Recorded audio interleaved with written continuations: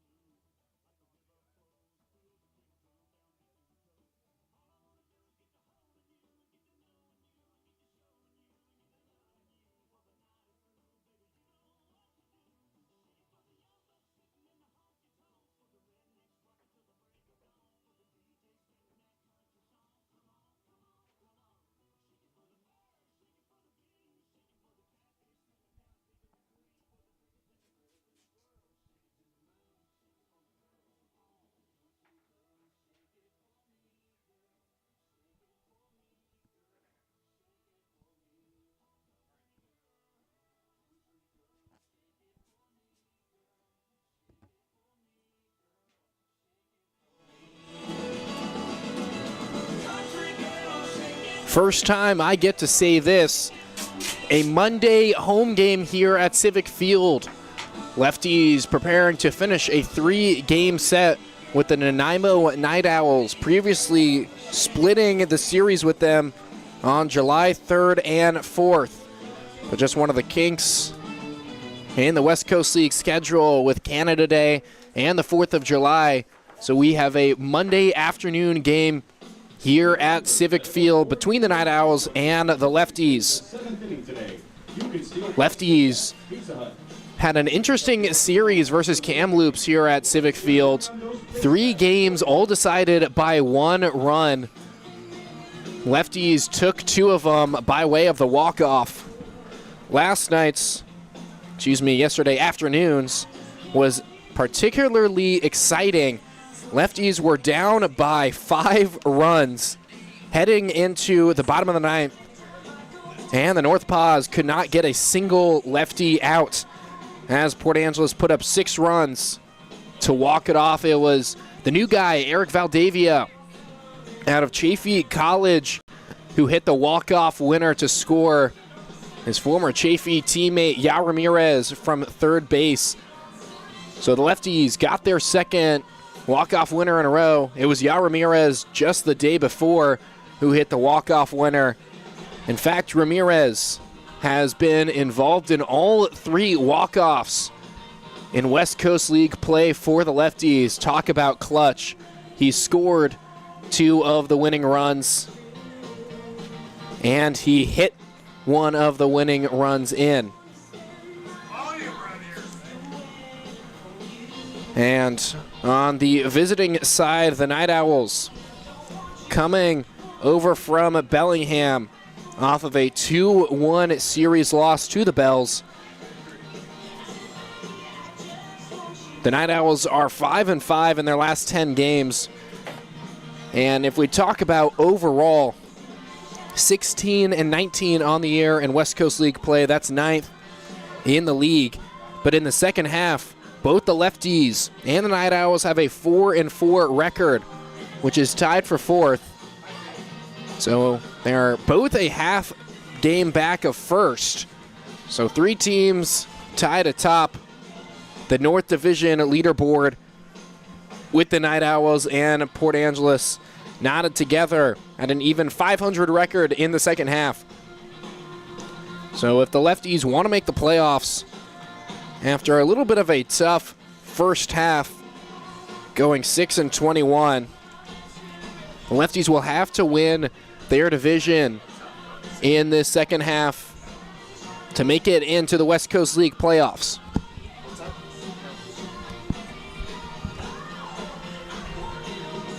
It's Colby Schuber on the mound for the Lefties. He's been really hit or miss on the mound. Has a 10 even ERA in West Coast League play. Last time he went out, though, it was a very good start. It was at Kamloops on July 9th. 5 innings, 5 hits, only 1 run that was earned, with 3 walks and 4 strikeouts. We saw his previous outing only went an inning, 9 hits, 8 runs that were earned. So we've seen some electric stuff out of Schuber. 2 quality starts on the year across 7 starts in both league and non-league play. His home road splits, you don't get splits this drastic. Of course, Schuber has played 2 non-league games, both of those at home, so those have lowered his home splits, but he has a 1.93 ERA here at Civic Field across those 3 games, a 12.75 earned run average across 4 games on the road. So the Lefties hope to get a strong home performance from Schuber. It might be not the normal definition of a bullpen day, but Port Angeles might throw out a couple starters onto the mound just to get kind of a midweek bullpen game. Lefties normally have Mondays off But with the All-Star break coming up, at least for West Coast League play, Lefties do have a pair of non-league games on each side of the All-Star game that's in Bellingham. But heading into the All-Star break, trying to get some of those arms revved back up for the final stretch of the West Coast League season. We're in game 42 overall. That does include a couple non-league games thrown in there, and home game 24. So after today, not too many more home games. There's the 2 non-league games this week against the Dub C Fish Sticks and the Redmond Dudes. Then a home series against Victoria, a non-league game against Everett, a home series against Edmonton, and a home series against Cowlitz. So, including today, only 10 more West Coast League home games, and then the additional 3 non-league games. So 13 more games left here at Civic Field.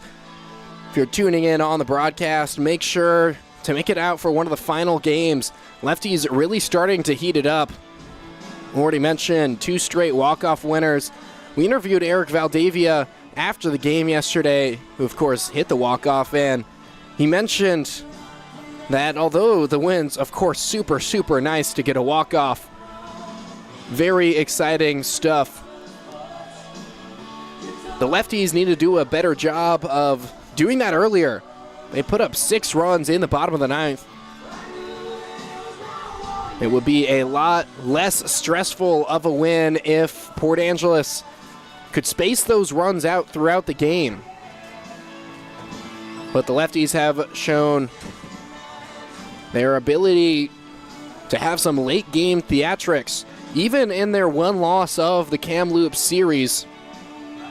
Port Angeles put up 4 runs in the bottom of the 9th to try to make a comeback. Fell 1 run short with the tying run, stranded on third base. So every single game, the Lefties showed their mettle in the bottom of the 9th. But obviously, it would be a little bit nicer for the home side if it could have a much more confident win. So the Lefties will look to do that today with Colby Schuber on the mound. It's Aiden Boyce on the bump for Nanaimo. So this is the last West Coast League game for Port Angeles before the All-Star game. Have a couple of All-Stars on the field here today. Of course, for Port Angeles, it's Jeremy Giesig. And for Nanaimo, it's Nevin Noonan in the starting lineup, Wiley Waters, and then Riley Paulino is not in the starting lineup, but he was named an All-Star. And then Addison Maddox, a pitcher for Nanaimo, also an All-Star. So the Night Owls with 4 All-Stars, the Lefties with 1. Jeremy Giesig is one of the best of them. He's hitting out of the leadoff spot.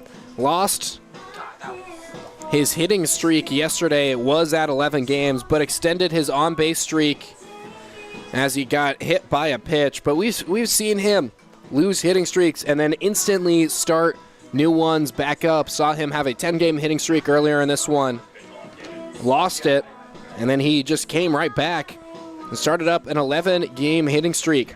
He's reached base in 32 of the 34 West Coast League games he's played in, and is currently on a 12-game on-base streak. So there's a reason Jeremy Giesig heard his name called to the All-Star game. This is the only West Coast League game in this afternoon time slot. There is another West Coast League game later today between the Springfield Drifters and the Corvallis Knights in Corvallis. So if you're just a West Coast League baseball fan tuning into this one, we welcome you to Civic Field. My name is Thomas Johnson, the voice of the Lefties all summer long, alongside my broadcast partner, Dylan Sackett, who doubles as our tech intern. So he's a busy man, does a great job at it. So we have baseball upcoming. Head coach Don Bray at the plate with the umpires waiting for the Nanaimo head coach. Looks like he's coming out now. So we're soon to have some baseball. Let's take you through the two lineups. It's Jeremy Giesig leading off for Port Angeles, playing left field. Ya Ramirez at second. He's really been heating it up. Good number of multi-hit games to his ledger the last couple of days. Eric Valdivia, again, the hero in yesterday afternoon's affair, followed by Roberto Garza Nunez, who got the rally started with a solo homer. And that was Port Angeles' first run of the game. Followed by Travis Helm, who's playing right field today. Then Julio Vasquez Jr. at third base, Jason Leone at short, Jack Cleveno behind the plate, and Ethan Kadama hitting out of the 9-hole in center. For Nanaimo, it's the all-star Nevin Noonan leading off, followed by David Dreyers, the third baseman. Then another all-star, Wiley Waters, who leads the West Coast League in home runs, will be at first base. Drew Rudder in left, Mitchell Middlemas in right, Michael Easter is the DH. Joshua Torres will be the second baseman, followed by Aiden Hadley behind the plate, and Sammy Kaler in center. On the mound for the two teams, for the lefties, it's Colby Schuber, and then it is Boyce, Aiden Boyce for Nanaimo. So as the two coaches are meeting with the umpires, we'll take a quick break. Hope you enjoyed this pregame show, and hope you get to enjoy our second straight day game here at Civic Field. We'll take a quick break, bring you back for more baseball.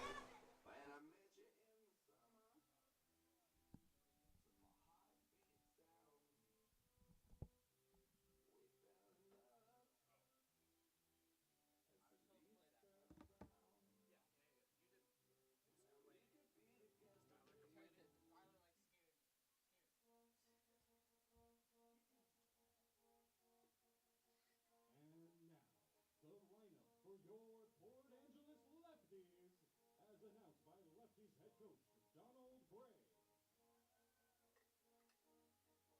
Leading off, number 16, the left fielder from Cal State San Bernardino, and your 2024 WCL All-Star representative, Jeremy Giesig. Next up, number 5, the second baseman from Texas A&M Corpus Christi, Ya Ramirez.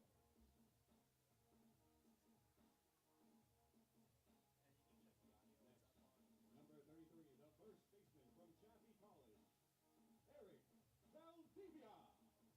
Next, number 21, the designated hitter from Embry-Riddle University, Roberto Garza Nunez. Next, we have number 20, the right fielder from Central Washington University, Travis Helm. Next, we have number 24, the third baseman from Henderson State, Julio Vasquez Jr. Next, we have number 7, the shortstop from Cal State Bakersfield, Jason Leone. Next up was number 1, the catcher from the University of Utah, Jack Cleveno. And rounding out the order is number 9, the center fielder from UC Berkeley, Ethan Kadama. And welcome to your mound, your lefty starting pitcher, number 27 from Cal State San Bernardino, Colby Schuber. Your lefties are led by head coach Donald Bray, pitching coach Tanner Knapp, and assistant coach Adrian Alvarez Jr. Before we start the action, please rise and remove your hats for the singing of the Canadian anthem by the Grand Olympic Chorus.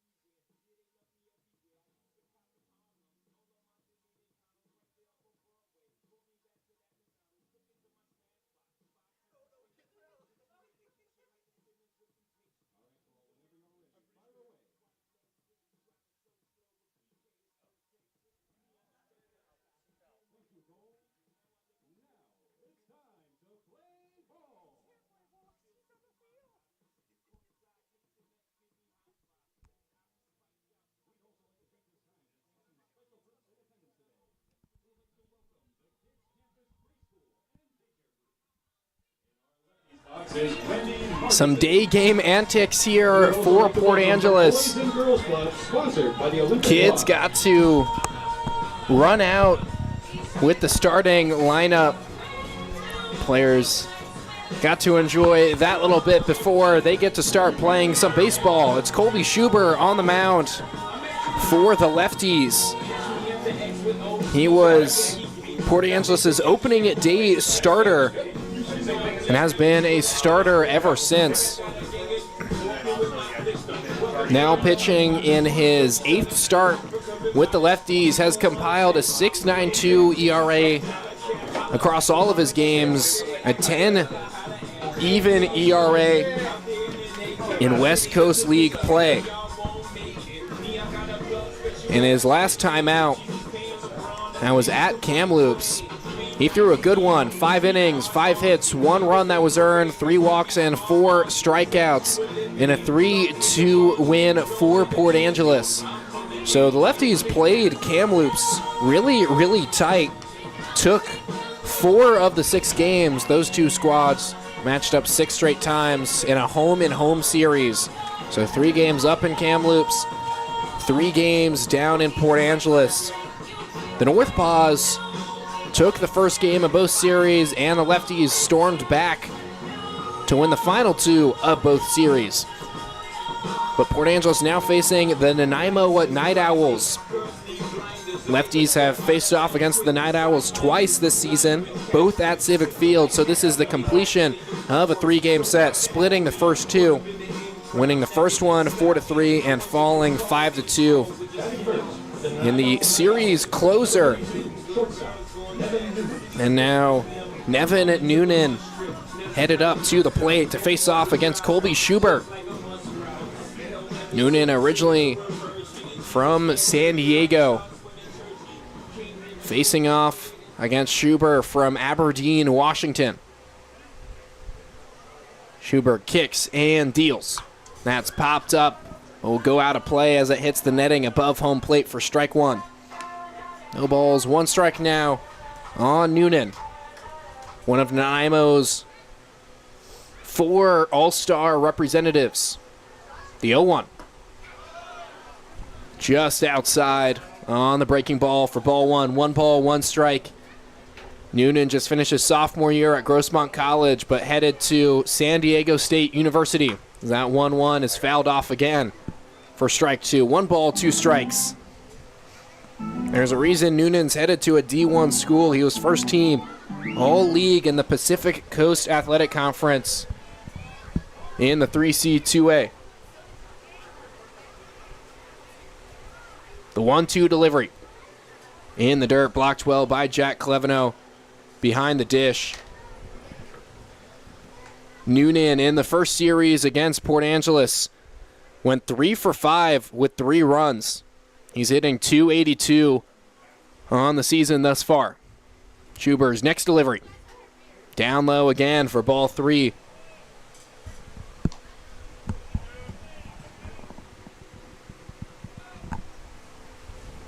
Noonan doing a good job of working this count.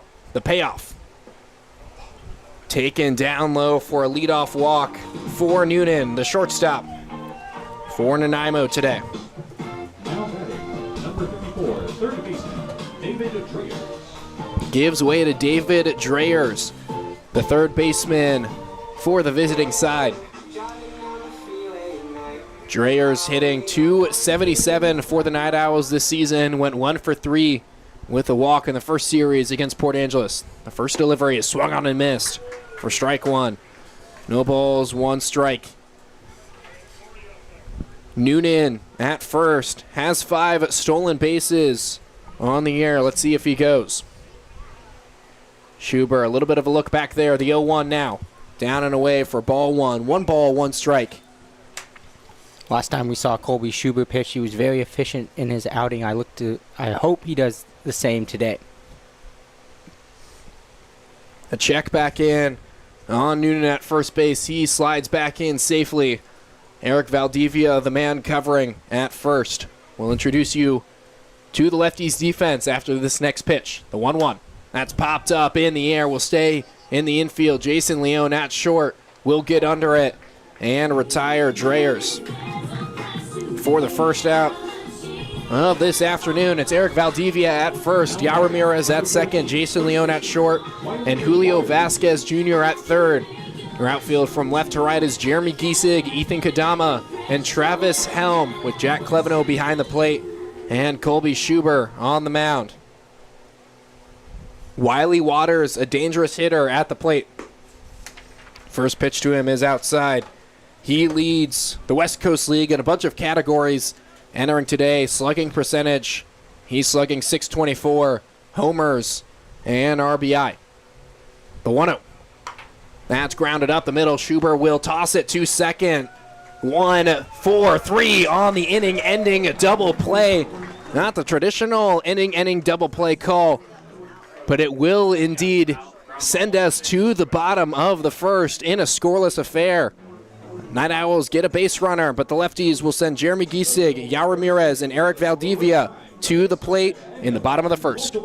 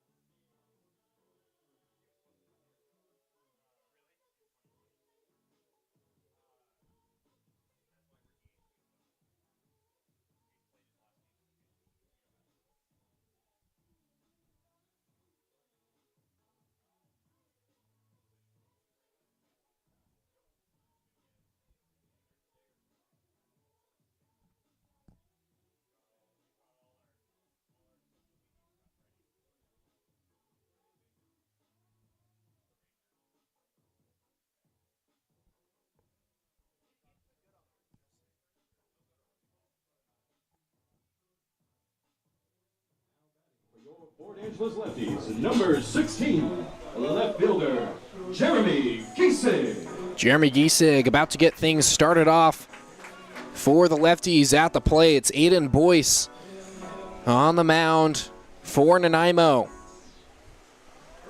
Has started in 6 games already. This is his 7th. Face off against the West Coast League All-Star. The first pitch at the knees for strike 1. No balls, 1 strike. 91 miles per hour there on that pitch. The 0-1. That's hit towards the right side. Torres will snag it. What a great grab there from the second baseman. And now 1 out in the inning quickly. Second baseman, Ya Ramirez. Boyce headed into this one with a 4.24 ERA across 23 1/3 innings pitched, now up to 23 2/3 innings pitched with that 1 out of Jeremy Giesig. It's now Ya Ramirez who's swinging a hot bat as of late up to the dish. The first delivery down and away for ball 1. 1 ball, no strikes. Ramirez hitting .246. The 1-0. That's fouled off for strike 1. 1 ball, 1 strike. Hitting .246 after hitting below 200 just a couple days ago. But a good number of multi-hit games has put him up there in terms of batting average. The 1-1. Swing and a foul tip for strike 2. 1 ball, 2 strikes at a pitch inside. Ramirez went 4 for 12 in the series against Kamloops. The 1-2.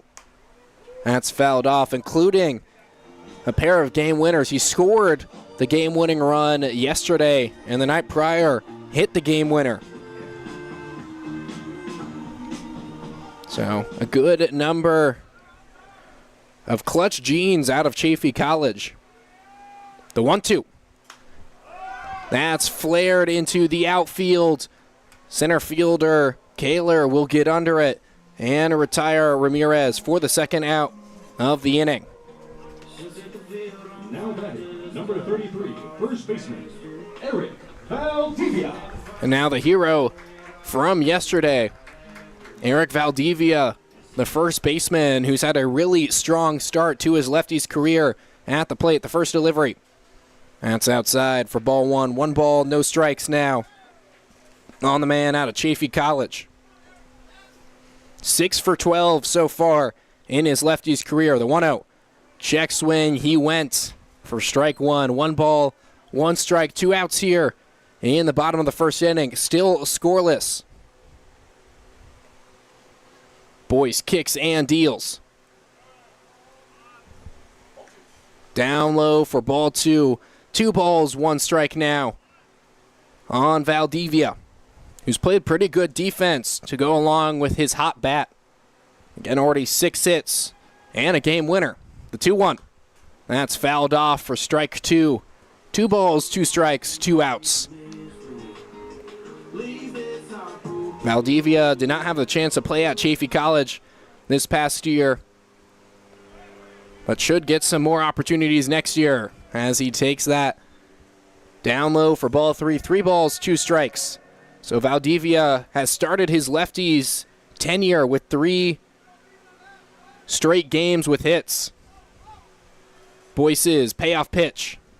That's roped down the left field line, but will go foul. We'll do it again. 5, 6, 7, 8. Valdivia, originally from San Bernardino, California, so Chaffey College, not too far away from him. He's coming up here to Port Angeles with a good number of Chaffey guys. The payoff pitch.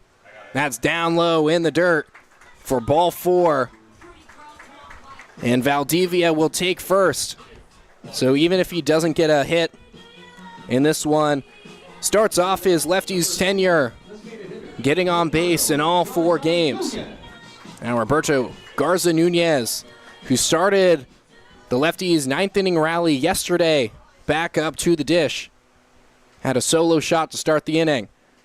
First pitch just below the knees for ball 1. 1 ball, no strikes on the man out of Embry-Riddle University, hoping to hear his name called in the MLB draft either of the next 2 days. So he fouls that one off down the right field line for strike 1. 1 ball, 1 strike. Mentioned it yesterday. Lefties have had a good number of guys drafted, 8 Port Angeles alums drafted across 3 MLB drafts. The 1-1. It's fouled off again for strike 2. 1 ball, 2 strikes.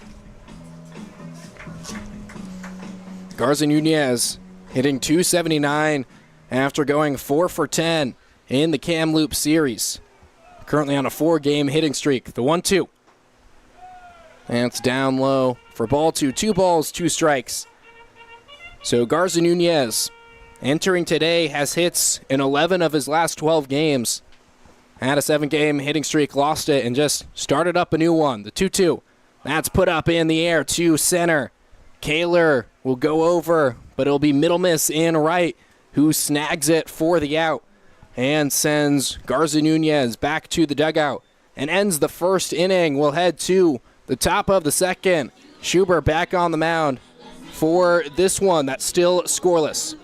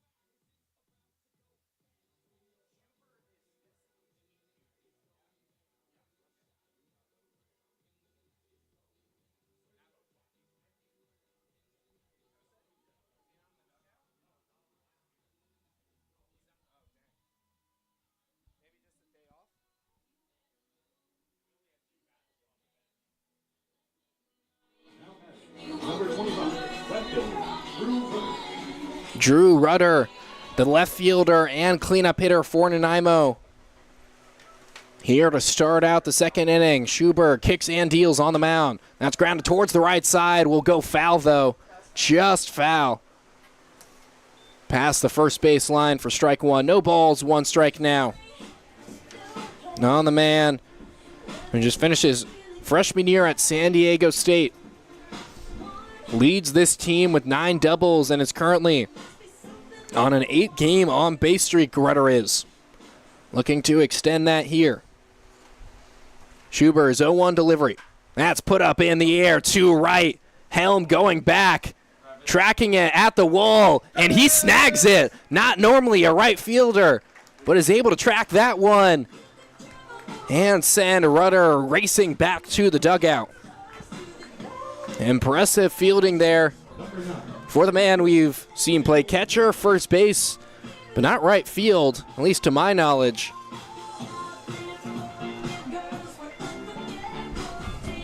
And now 5-hole hitter Mitchell Middle Miss at the plate. He's on a 9-game hitting streak. Nanaimo's bats have been doing some good work. As that first pitch is outside for ball one. 1 ball, no strikes on the man who just finished his 3rd year at the University of British Columbia. The 1-0. That's roped towards the left side, and Jason Leon leaps and grabs it for the second out. Lefties flashing the leather. Saw a good play from Helm to retire Rudder, and then that line drive out towards Jason Leon. Now quickly 2 outs in the inning. So although Schuber has allowed a base runner, erased that with the double play, and has sent down every batter since. So that first pitch to Michael Easter gets in there for a strike. The 0-1 delivery. Down low for ball one. 1 ball, 1 strike. Easter went 3 for 4 across the 2 games against the Lefties earlier this season. The 1-1. Up and away for ball 2. Hitting .281 on the season. After finishing his junior year at Azusa Pacific University. 2-1 pitch just up high for ball 3. 3 balls, 1 strike now on the DH for Nanaimo. Schuber strides and shoots, finds the zone there. 3 balls, 2 strikes. Full count pitch incoming on Easter out of Arcadia, California. The payoff. That swung on a missed. First strikeout of the afternoon for Colby Schuber. 1-2-3 inning for him. We'll head to the bottom of the second. Travis Helm, Julio Vasquez Jr., and Jason Leon due up.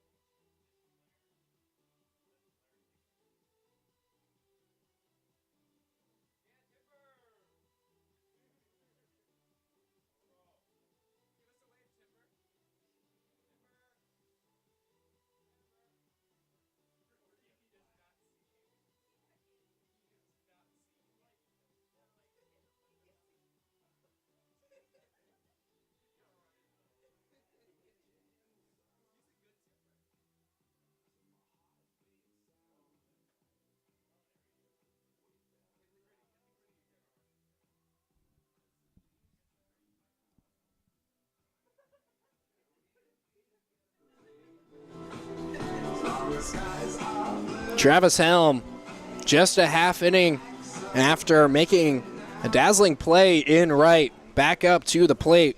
5-hole hitter for Port Angeles. Boyce still on the mound.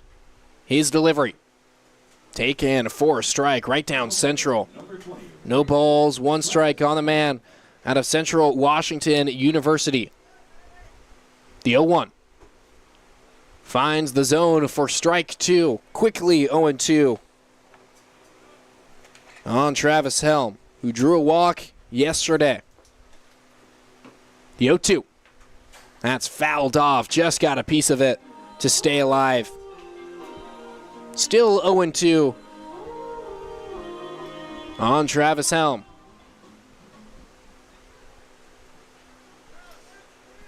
Boyce kicks and deals. Fouled off again. Started 0-2 on Helm quickly. Pair of foul-offs to stay alive. Hitting .246 in West Coast League play. The 0-2. Fouled off again. 3rd straight foul-off for the right-handed hitter.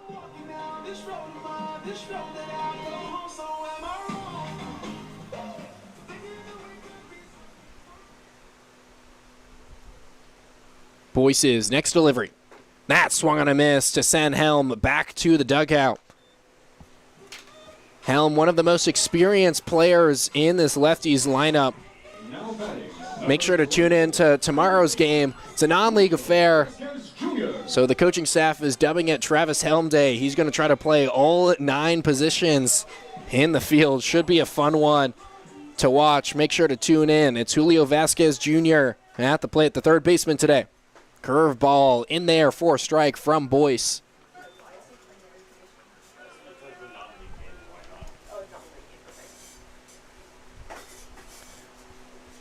That next one up high for ball 1. 1 ball, 1 strike. Vasquez Jr. coming to this one, 400 on base percentage. Good for 3rd on the team. The 1-1. That swung on a miss for strike 2. Vasquez Jr. scored a run off of a walk yesterday.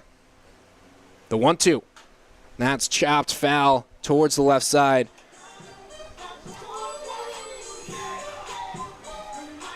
I made an executive decision to keep Vasquez Jr.'s 2-game hitting streak alive as he didn't get any at-bats yesterday as he grounds that towards the left side. Dreyers fields, collects himself, and tosses it over to retire Vasquez Jr. for the 2nd out of the inning.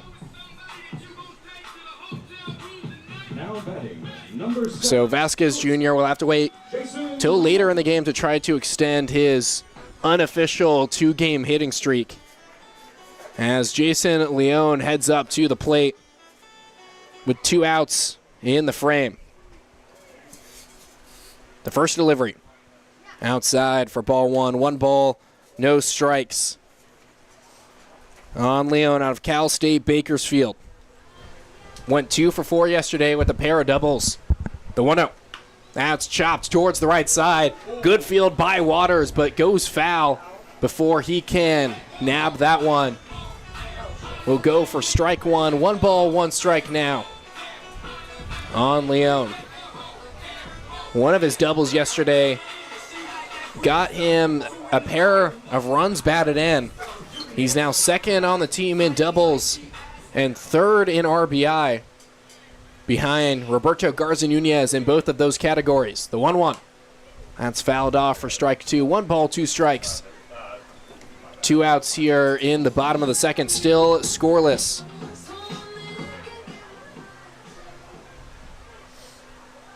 Garza Nunez with 19 RBI, Jeremy Giesig with 22. Leone's 18 are in 3rd as that 1-2 pitch down and away for ball 2. 2 balls, 2 strikes. Leone in a little bit of a distant 2nd in terms of team doubles. His 6 are behind Garza Nunez's 10. The 2-2. Down and away again. Leone working the count. It goes full. Man from Bakersfield, California, hitting .237 on the year. The full count pitch.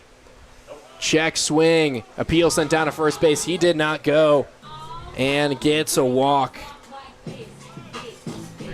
Port Angeles' 2nd base runner of the afternoon, both by way of the walk. Now batting, number 1, catcher, Jack Cleveno. Now Jack Cleveno up to the dish.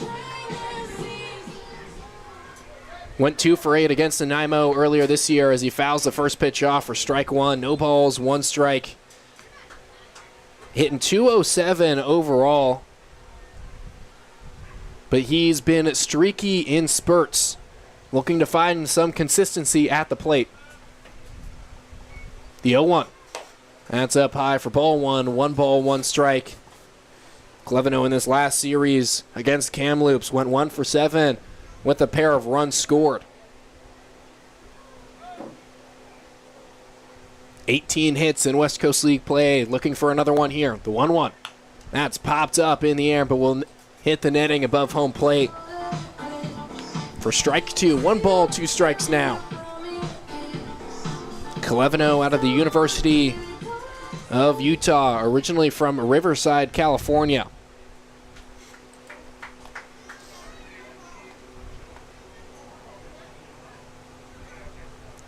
The 1-2.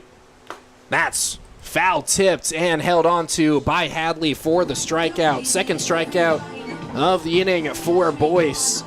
And we'll head to the top of the third. We are still scoreless in this one. Colby Schubert back on the mound to try to limit the Nanaimo bats.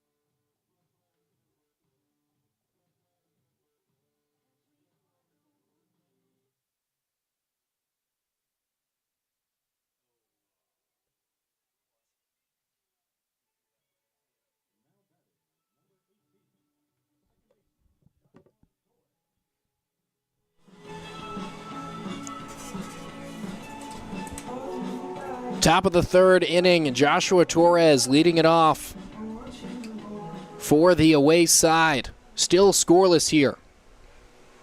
Schubert back out for his third inning of work. Has only faced 6 batters. Did allow a walk, but eliminated him on a double play. The first pitch to Torres. Down low for ball 1.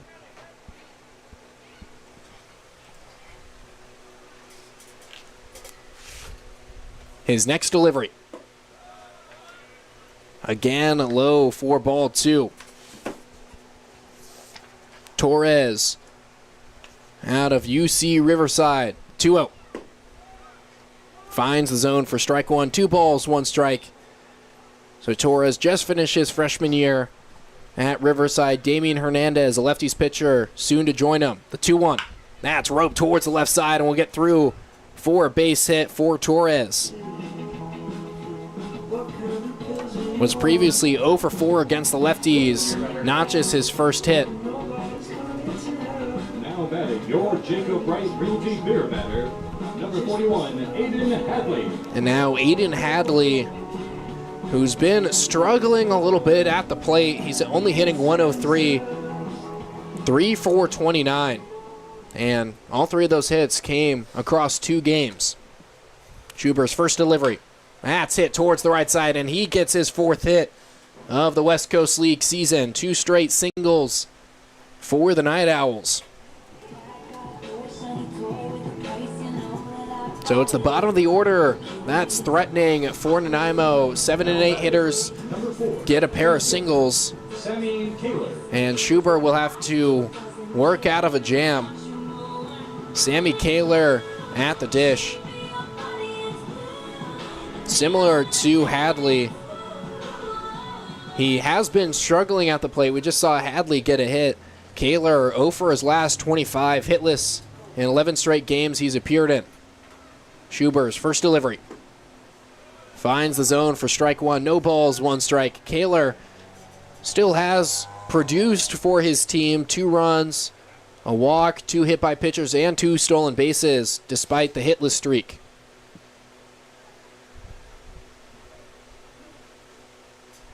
The 0-1. Down low for ball 1. 1 ball, 1 strike. Kaler just finished his freshman year at San Diego State. Originally from Stockton, California.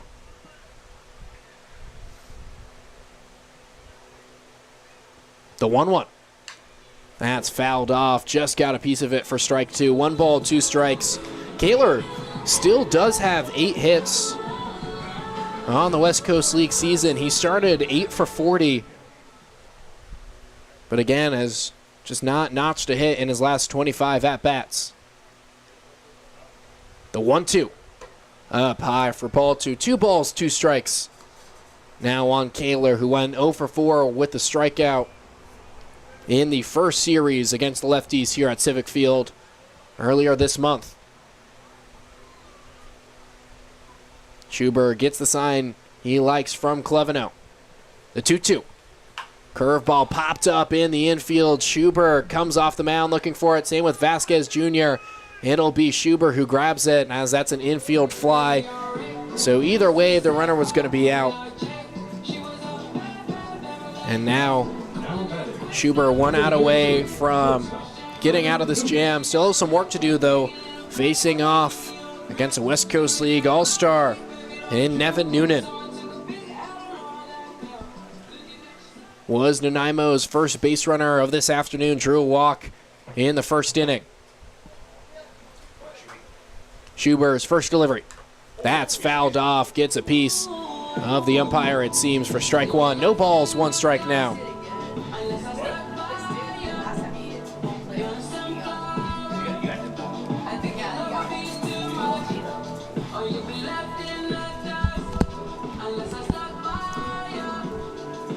Still 1 out here in the 3rd inning. It's scoreless, but the Night Owls are threatening. As Noonan at the plate, hitting .282 on the season. The 0-1. Doesn't get the call. Had a pitch just high for ball 1. 1 ball, 1 strike on the leadoff hitter. Headed to San Diego State University. Soon to be teammates with Sammy Kaler.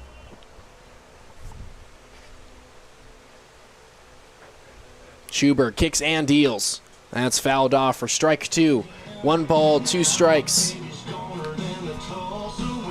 on Noonan, who hit .319 this past year at Grossmont College. He's carrying that over to the West Coast League season, obviously, as he was named an All-Star. That game will be played just in 2 days on the 17th in Bellingham. The 1-2. That's rocketed up in the air to left. Jeremy Giesig will camp under there, move a couple steps, and notch the 2nd out of the inning. That was a high fly ball there. Giesig had all the time in the world to just wait under it. And now David Dreyers, who popped up to the shortstop in his first at-bat.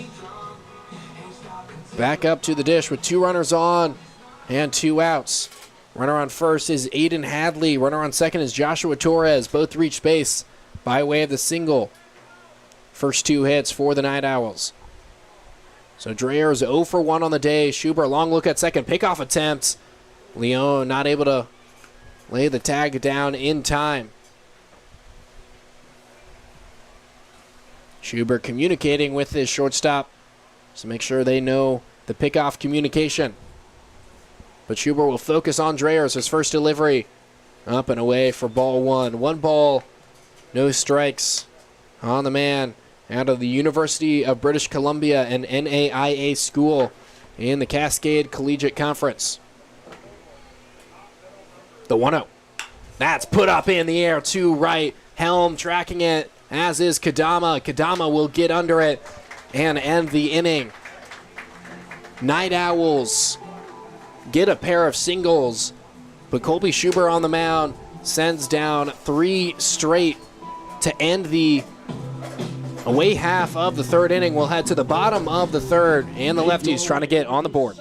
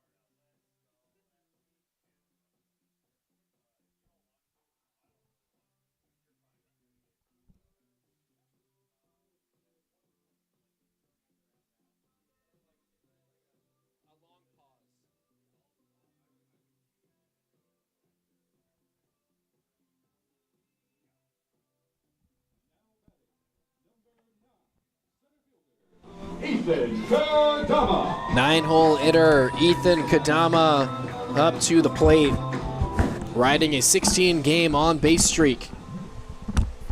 Gets his first crack at Boyce. The first delivery, he squares up to bunt, gets it down. The third baseman, Dreyers, charging in, tosses it over, and retires the speedy Kadama. It was a good bunt, but hit just a little bit too hard, and Dreyers had a good jump on that one to retire the center fielder out of UC Berkeley. Left fielder, Jeremy Giesig. And now top of the order, due up for the Lefties. It's Jeremy Giesig, who lined out to second in his first at-bat. Boyce's first delivery. That's put up in the air to shallow center. Kaler and Noonan giving chase, and that'll get down for a bloop base hit for Giesig. Came into this one leading the West Coast League in hits. Now batting. Had 52 on the season, gets his 53rd. Ramirez. He has been by far Port Angeles' best hitter, trying to start up a new hitting streak after he lost his 11-game one yesterday. So it's Ya Ramirez at the plate with 1 out and a runner on first. Boyce's first delivery, he squares up to bunt, but pulls back out of pitch. Outside the zone for ball one. 1 ball, no strikes. Ramirez, if he does indeed get the bunt down, just trying to get Giesig in scoring position. The 1-0, he does not square up to bunt, as that pitch is down low for ball 2. 2 balls, no strikes on Ramirez, who flew out to center in his first at-bat. Boyce's next delivery. That's lined out to left field. Rudder giving chase. Won't be able to get to that one. And Giesig headed for third. Ramirez headed for second. They'll both stop there. Giesig is a fast runner, but didn't know if Rudder had a play on that one. So the Lefties will have runners on second and third and only one out. Number 33, first baseman, Eric Valdivia. So again, the hero from yesterday, Valdivia at the plate. Ramirez on second.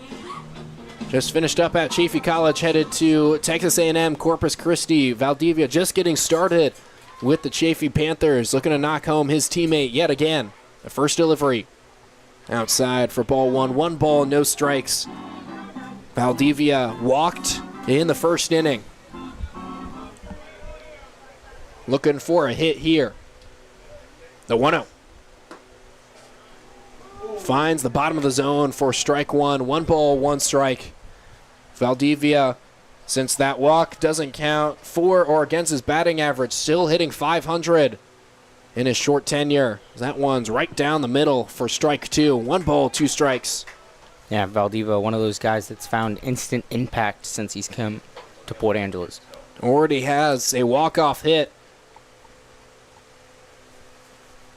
A long hold from Boyce is 1-2. That's grounded towards the left side. We'll get past the third baseman, Dreyers. Giesig will score. Ramirez being waved home. Valdivia will stop at first, and the Lefties up 2-0 here. We'll see if that's ruled a single or an error. Ruled a single for Valdivia. His 7th hit and a Lefties uniform. And gets him a couple more runs batted in. Slotted into that 3-hole instantly when he joined the Lefties, and it's obviously paying off. What a great midseason addition for Port Angeles and head coach Donald Bray, who's the assistant coach at Chaffey College. So that was a good phone call for him as Garza Nunez ropes it towards the left side and gets it through for a base hit. 4 straight hits for the Lefties. Valdivia will stop at second. Now batting, number 20, right fielder, Travis Helms. So Garza Nunez, his hitting streak is up to 5 games. Hits in 12 of his last 13. Now Travis Helm looking to do some more damage. Struck out in his first at-bat. Boyce's next delivery. Down in the dirt for ball 1. 1 ball, no strikes. Hadley behind the plate did a good job keeping it in front of him and not allowing the runners on the base paths to advance. Let's go, Lefties, let's go. Let's go, Lefties, let's go. Let's go, Lefties, let's go. So the count is 1-0 on Helm. Lefties up 2-0 here in the bottom of the third. The next delivery just outside for ball 2. 2 balls, no strikes. Helm started his career off at Clark College before headed to Central Washington after his freshman year. The 2-0 delivery to him. Down low again for ball 3. Helm has good walk numbers, drew 3 of them last series, looking for another one here. The 3-0. That finds his own on the get-me-over pitch. Helm taking all the way there for strike 1. 3 balls, 1 strike.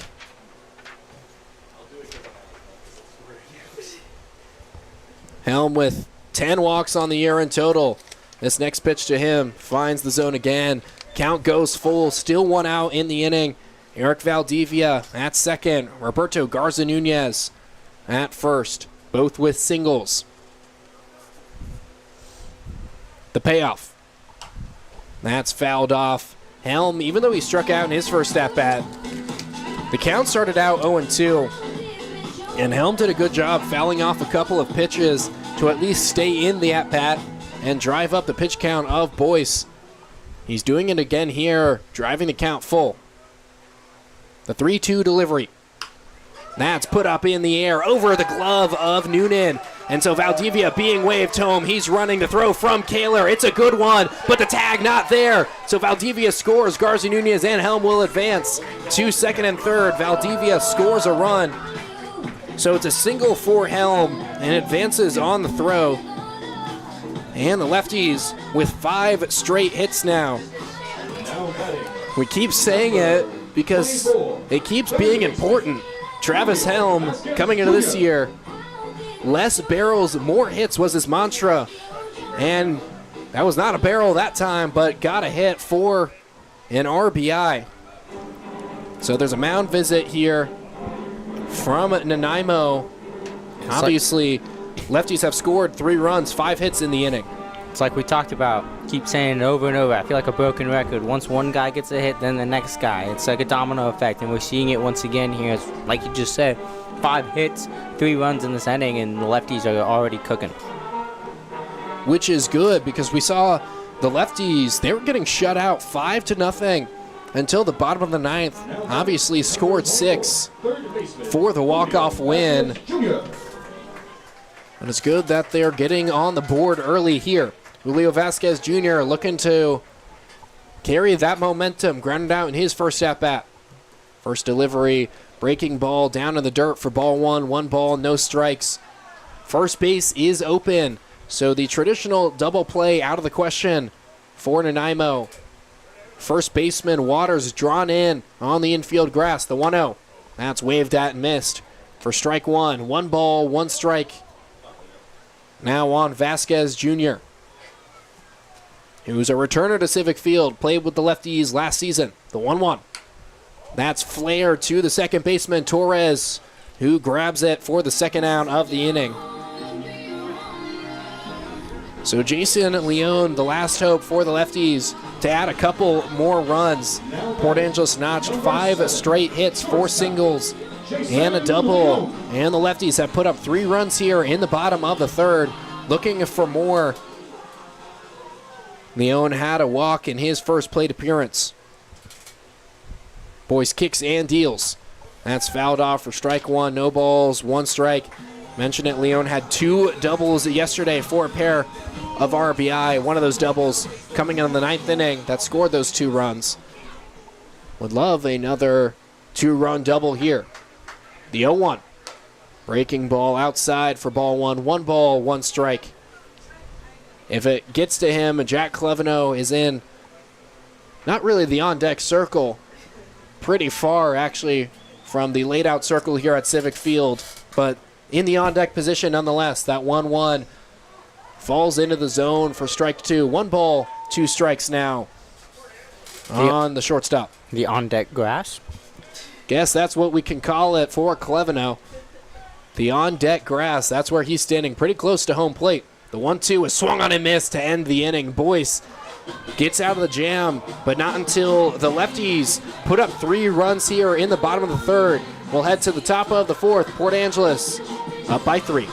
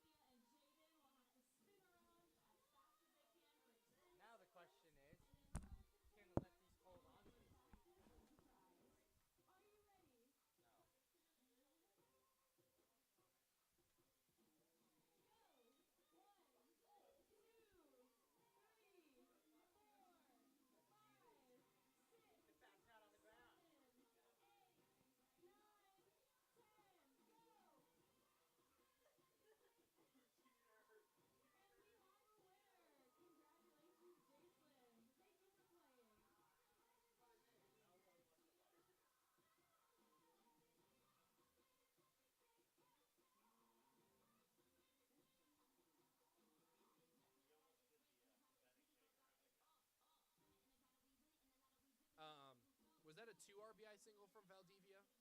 Yes, it was.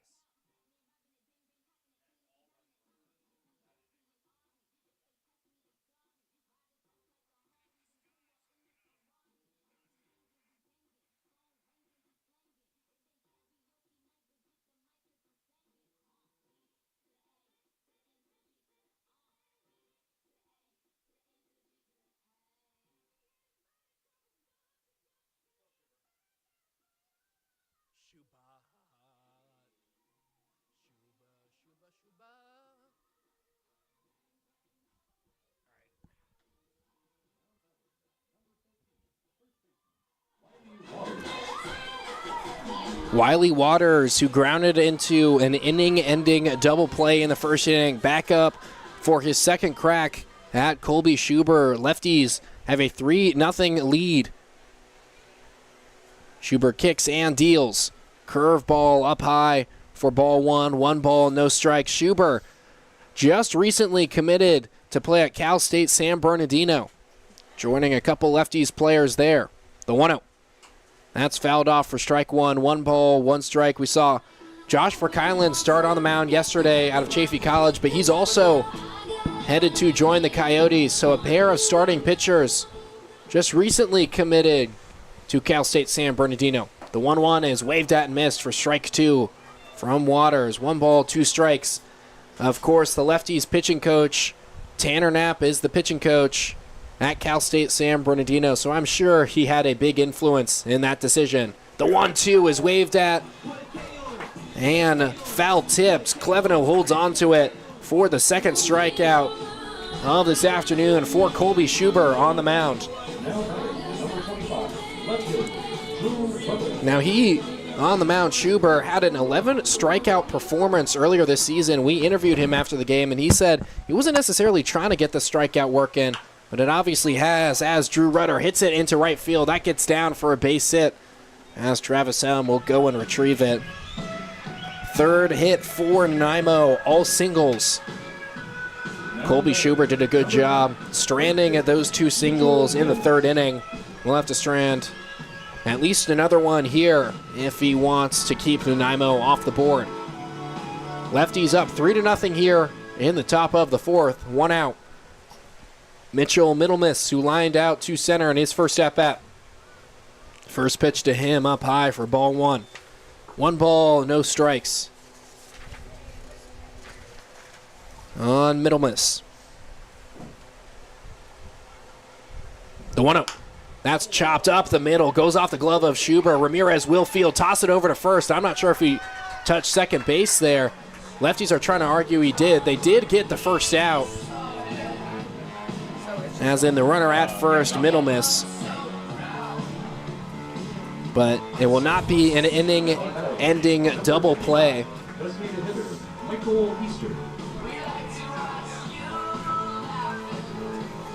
So now 2 outs in the inning, but a runner in scoring position for Nanaimo. It's Michael Easter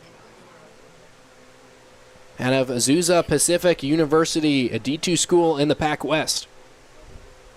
Schubert checks back in at second and delivers. Outside for ball 1. 1 ball, no strikes. Easter was all Pac West first team and all region first team for the West region this past spring.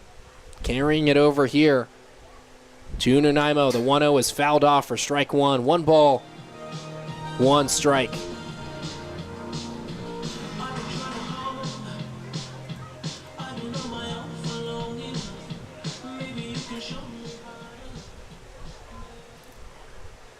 Who's 3 for 5 against the Lefties. So that next pitch outside for ball 2. 2 balls, 1 strike. Easter hitting .351 at Azusa Pacific, ranking top 10 in 6 offensive categories in the Pac West. The 2-1. That's grounded towards the right side. Ramirez will scoop it up and throw it over to his Chaffey College teammate Valdivia to end the inning. So Schubert strands another, and the Lefties will take a 3-0 lead into the bottom of the 4th, looking for more.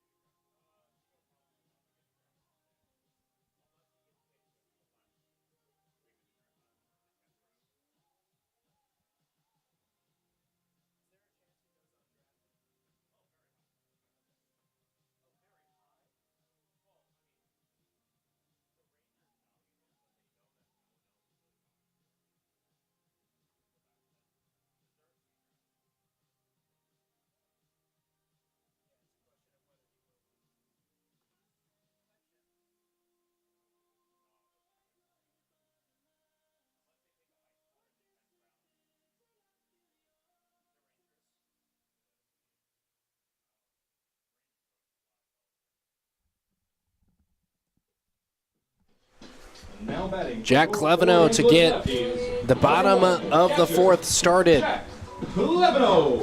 Lefties put up 3 runs in the bottom of the third. Looking for more here. Cleveno struck out in his first at-bat. First delivery to him is up high for ball 1. 1 ball, no strikes. Still Boyce on the mound. The 1-0 is fouled off for strike 1. 1 ball, 1 strike. On the man out of the University of Utah.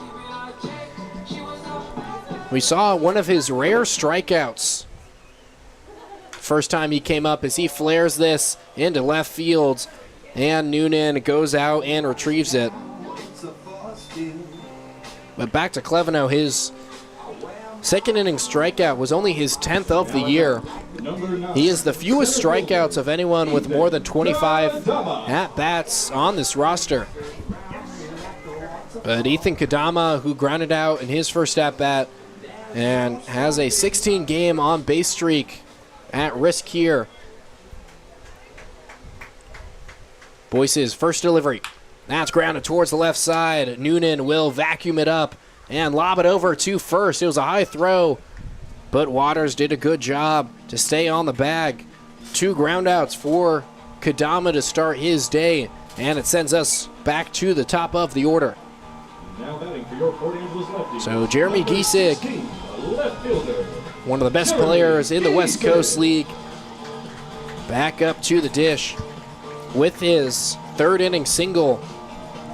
He's now reached base in 33 of 35 West Coast League games he's played in. That's a good mark. First delivery is fouled off his ankle, goes back into play, but was indeed ruled a foul ball for strike 1. No balls, 1 strike. So Giesig out of Cal State San Bernardino soon to be teammates with Schubert. Obviously, already is teammates with the man starting on the mound for Port Angeles here up in Port Angeles. But he'll be his college teammate too in the fall. The 0-1 is, there's a swing. Not sure if he tipped that one, but nonetheless goes for strike 2.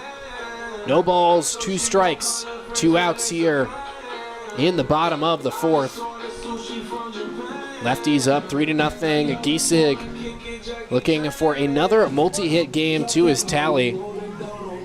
Seems like every other game he's getting multiple hits. In this 12-game on-base streak, now up to 13 games, he has 20 hits. So 20 hits in 13 games for the righty. That's why he'll be in Bellingham on Wednesday. The 0-2 is chopped towards the left side. Dreyers will charge in and throw it over to Waters to end the inning. So lefties go down quietly here in the bottom of the 4th, but still lead 3-0. We'll head to the top of the 5th, nearly halfway through this one, and Port Angeles has a lead.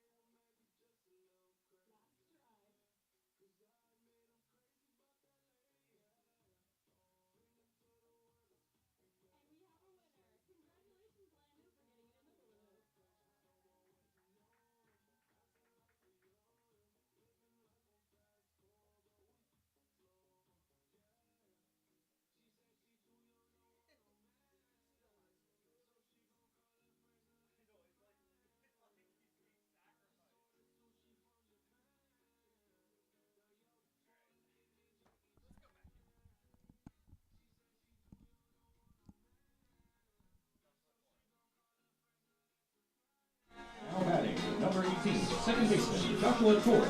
Joshua Torres facing Colby Schubert again. Schubert kicks and deals. in there for a strike. Torres singled in the third inning. It was the first hit for Nanaimo. The NightOwls currently have 3. The 0-1. That's put up in the air to center. Kadama charging back and grabs it for the out. First out of the inning. Schuber threw 4 scoreless so far in his 5th inning of work. Catcher, Aiden Hadley. Has went at least 5 innings Your Jacob Wright Realty Beer Banner. in 4 of his last 5 outings. Trying to make it 5 of his last 6. Aiden Hadley, who also singled in the 3rd inning at the plate, down low for ball 1. 1 ball, no strikes. Hadley, that 3rd inning single, his 4th hit of the West Coast League season. The 1-0. Down low for ball 2. 2 balls, no strikes. So headed into this one, he only had 3 hits. Had 2 on July 1st, 1 on July 6th. As he grounds it towards the right side, Valdivia gobbles it up, tosses it to Schuber, who taps the bag for the 2nd out of the inning. Yeah, look at Schuber over there, booking it over to first. Gotta love a good old PFP.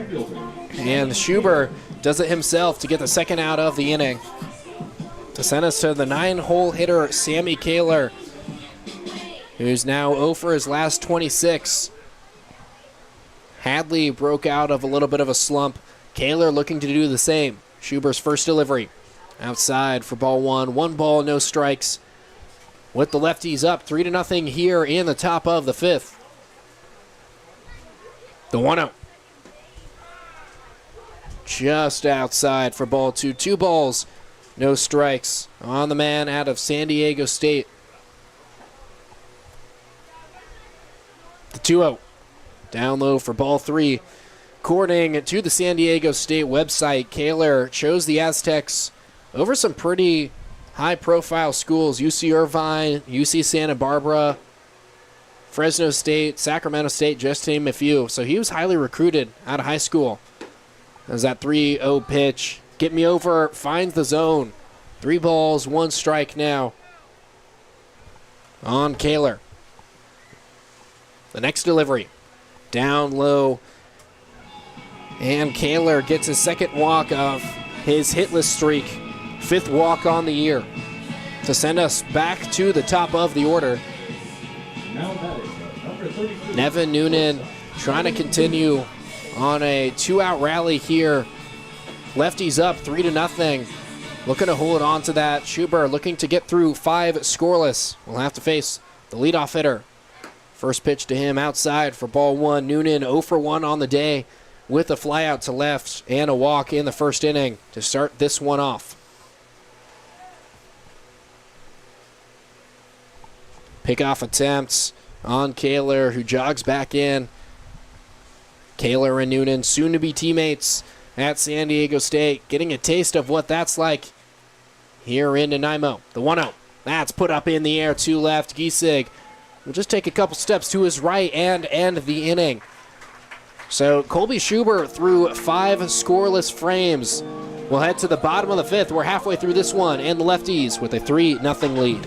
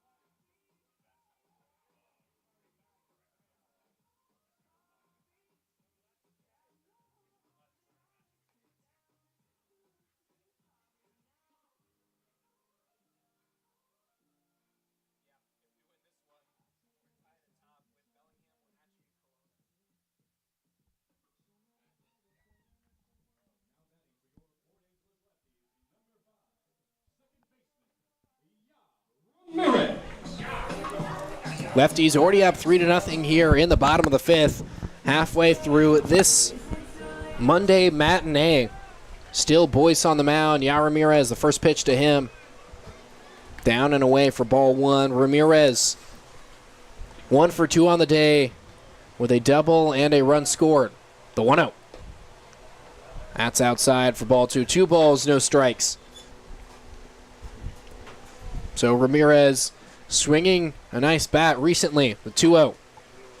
Finds the zone for strike 1. 2 balls, 1 strike.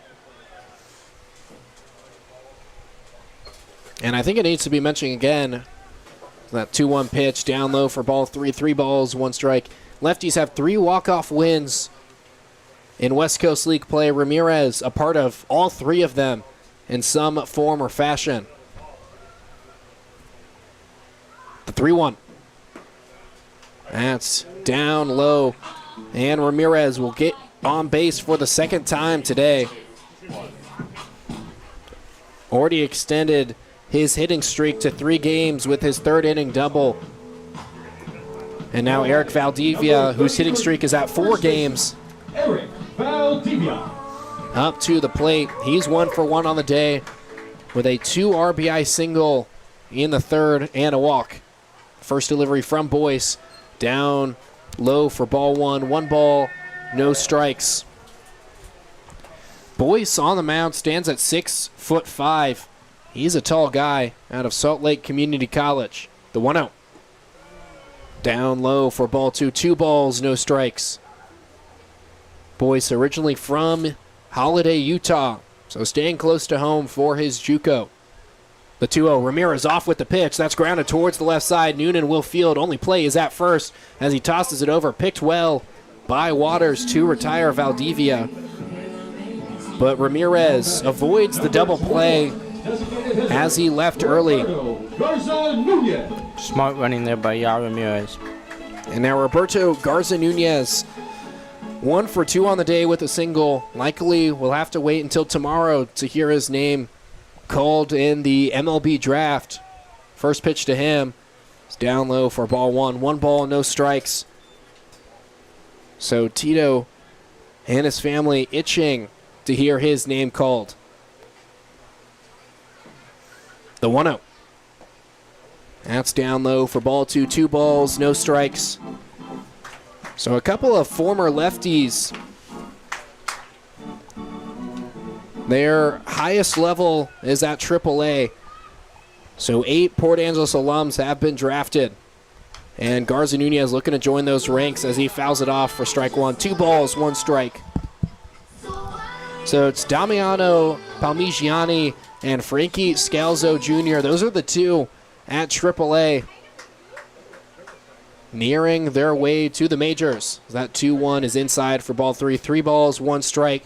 Lefties somewhat new to the West Coast League, joining the league in 2017, so they're yet to have an alum in the major leagues. Palmigiani and Scalzo Jr. the closest to that, as Yao Ramirez dives back in a second. Palmigiani hitting .230 this season for the Blue Jays AAA affiliate with 40 runs, 41 RBI, and 14 homers. The 3-1. That's put up in the air to center. Kaler going back, and he'll look at it. Another homer for Roberto Garza Nunez. Had one last night and gets another one here. And potentially one of his last games with the Lefties. Gets his 3rd of the West Coast League season and puts the Lefties up 5-0 here in the 5th inning. Is now held by Roberto Garza Nunez. Well, he's just picking off where he left off yesterday. You remember he started that rally yesterday with the home run, and today he's just adding on to what is already a great offensive performance and defensive performance from the Lefties as we see a little mound visit here. And a pitching change for Nanaimo. Now you mentioned it, Dylan. Lefties probably wouldn't have been able to make that comeback without Garza Nunez's 9th inning starter with the home run. We'll take a quick break, introduce you to the new pitcher. Lefties up 5-0 here in the bottom of the 5th. Still only 1 out.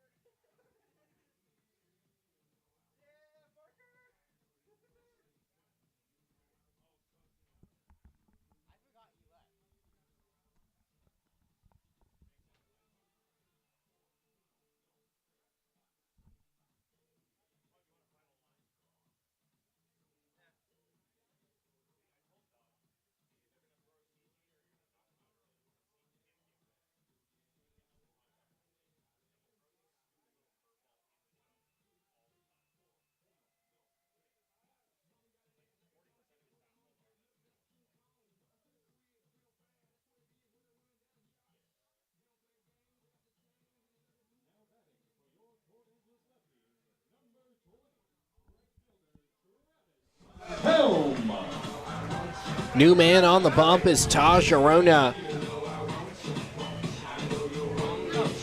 For Nanaimo, Roberto Garza Nunez with a 2-run homer just knocked the starting pitcher out of the game.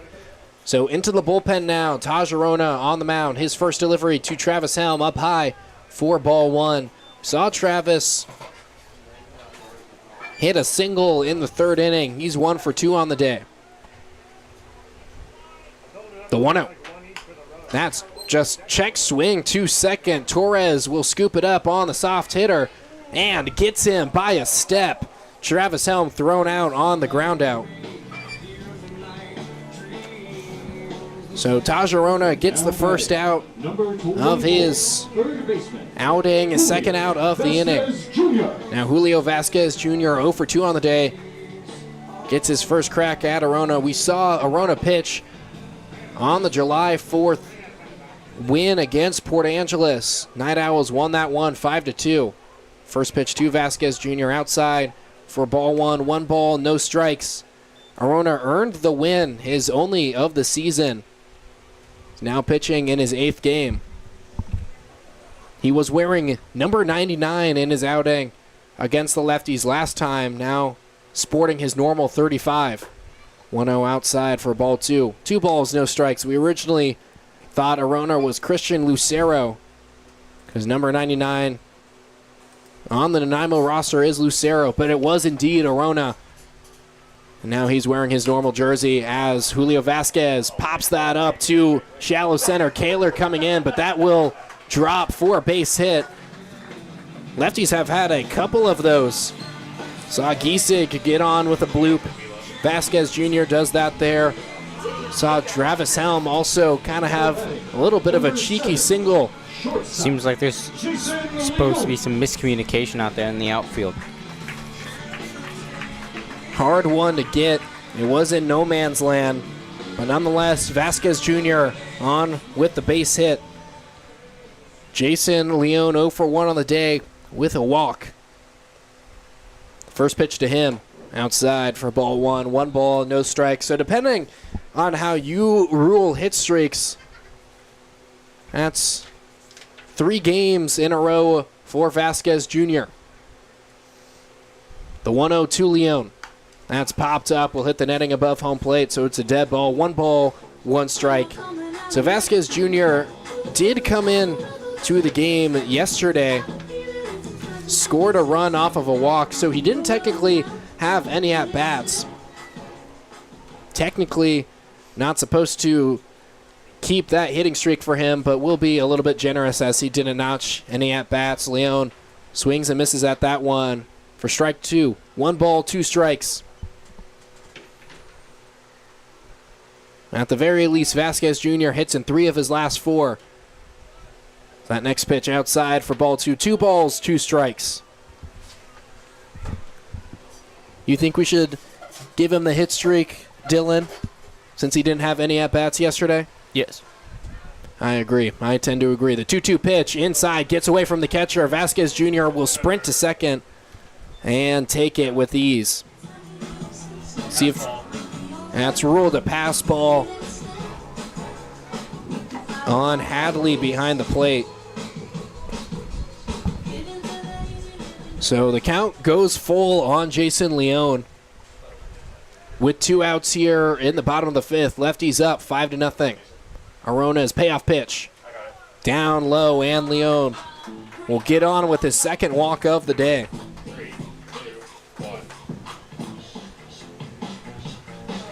We see the lefties being more patient today, really loading the bases up.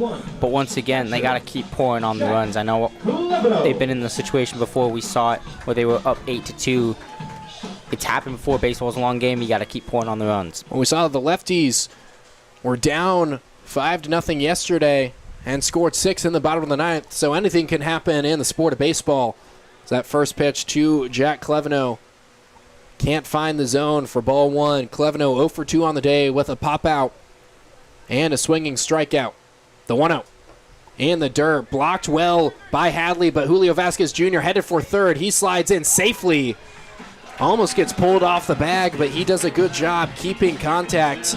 Risky running there, but it pays off Now a first and third situation for the Lefties. Ruled a wild pitch on Arona.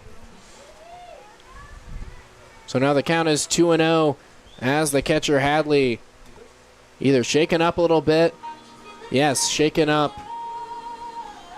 Not sure what happened there, but a coach coming out for Nanaimo, likely to get a visit from our athletic trainer Sydney Mooring, who comes in from her Lefties dugout position. Sydney does great work here for Port Angeles, a fellow intern of Dylan and I. She'll check in on Hadley, see what went wrong there. He has his hands on his knees. Not sure what happened. It was a wild pitch, might have caught him in an area that men don't want to get hit in. Gets a drink of water as he tries to recover. He seems to be fine. Sydney will head back to the Lefties dugout. The Nanaimo coach will head back to his dugout, and we'll resume some baseball. So runners on first and third. Leon at first. Julio Vasquez Jr. at third. Lefties have already plated 2 in this inning off of a 2-run homer from Garza Nunez. Looking for more. The 2-0. That's down low and away for ball 3. 3 balls, no strikes. If it gets to him, Ethan Kadama will head up to the dish. He's in the on-deck circle. 3-0 pitch is in the dirt. Blocked well by Hadley this time, but Cleveno will reach first with the second walk of this inning for the Lefties. So it's Jack Cleveno's 16th walk of the year. And now Ethan Kadama has a chance with the bases loaded and 2 outs. Port Angeles with a 5-run lead here. And a chance at many more. Kadama 0 for 2 on the day as he takes a breaking ball in the zone for strike 1. Kadama with 2 ground outs so far. The 0-1. Inside. Another breaking ball there for ball 1. 1 ball, 1 strike. Kadama leads the team with 19 walks. One of the most patient hitters on this squad. The 1-1 skips in front of the plate for ball 2. Again blocked well by Hadley. He's been busy behind the plate, but keeps Vasquez Jr. at third.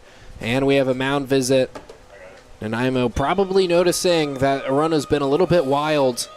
So the bases will still be juiced for Ethan Kadama. It's Julio Vasquez Jr. at third, who had kind of a bloop single to reach base, followed by Jason Leon's walk and then Jack Cleveno's walk.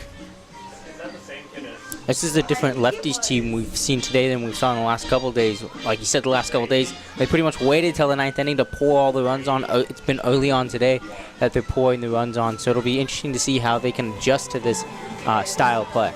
Well, the Lefties have just had a much stronger offense the last couple of days. 6 runs yesterday, 9 runs the day prior, 7 runs in the first game against Kamloops here at Civic Field, 14 runs the game before. Dylan, can you check if they have a 56 on their roster? So a good number of runs scored On their for roster. Port Angeles across the last couple of days. So the count remains 2-1 on Ethan Kadama, the center fielder out of UC Berkeley. The 2-1. That's waved at and missed for strike 2. 2 balls, 2 strikes, 2 outs here in the bottom of the 5th. Lefties up 5-0, but with the bases loaded, have a chance for a couple more. The 2-2. Inside, hits him. And that will drive in a run. Vasquez Jr. comes around to score. A painful way to extend his on-base streak, but Ethan Kadama, 17 straight games where he's reached. And it drives home a run. Vasquez Jr. trots home. Jason Leon advances to third. And Jack Cleveno over to second. And Jeremy Giesig, the leadoff hitter, back up to the dish. 1 for 3 on the day with a single and a run scored. He's the 9th batter to come to the plate this frame. Arona's first delivery. That's popped up in the air to right. But in foul territory, Waters gave a little bit of chase. We'll go for strike one. No balls, 1 strike.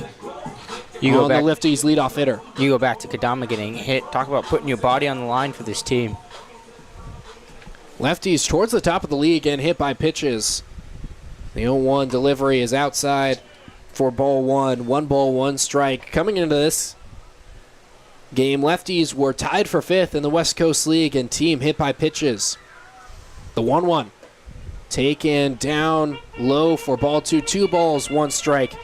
That was the 56th hit by pitch in West Coast League play for the Lefties, and they're up 6-0 here in the bottom of the 5th.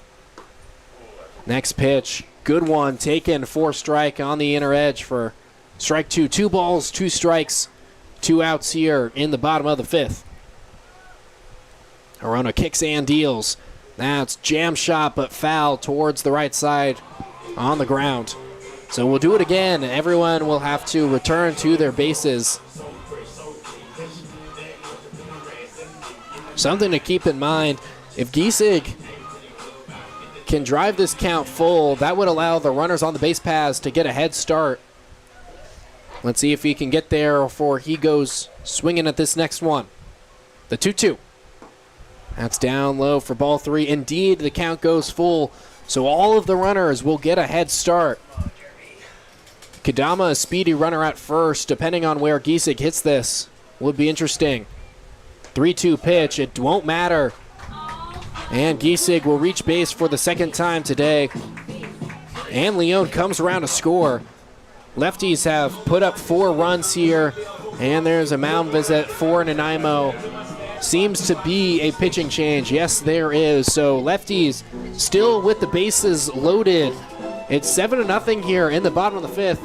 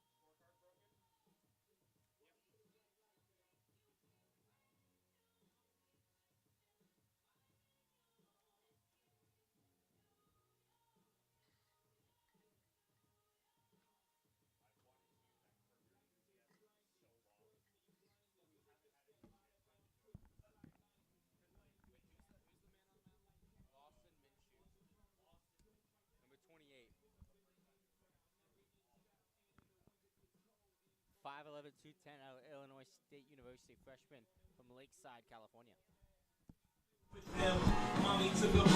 Pitching change for Nanaimo. This pitching change is sponsored by Clallam County Juvenile and Family Services. A child needs your help. You can be a voice for an abused or neglected child in Clallam County.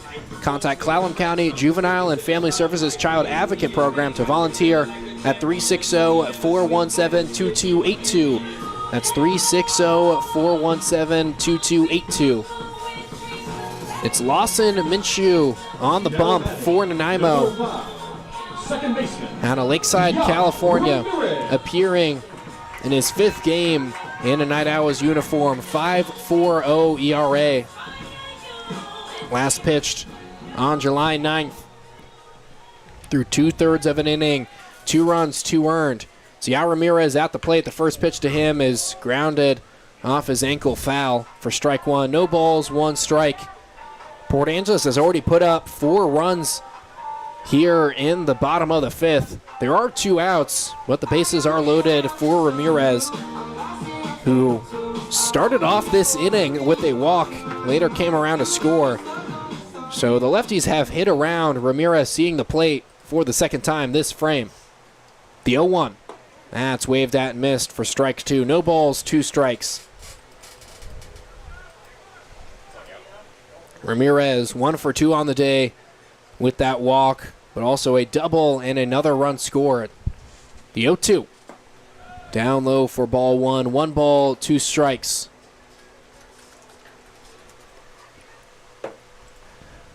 Lawson Minshew out of Illinois State University. The 1-2. Taken down low for ball 2. 2 balls, 2 strikes. Minshew, as a freshman this past spring, appeared in 12 games. The 2-2 to Ramirez.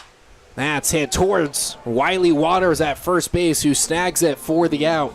So the lefties send 10 hitters to the plate, score 4 more runs. We'll head to the top of the 6th. Port Angeles up 7-0. All right, Lefties fans.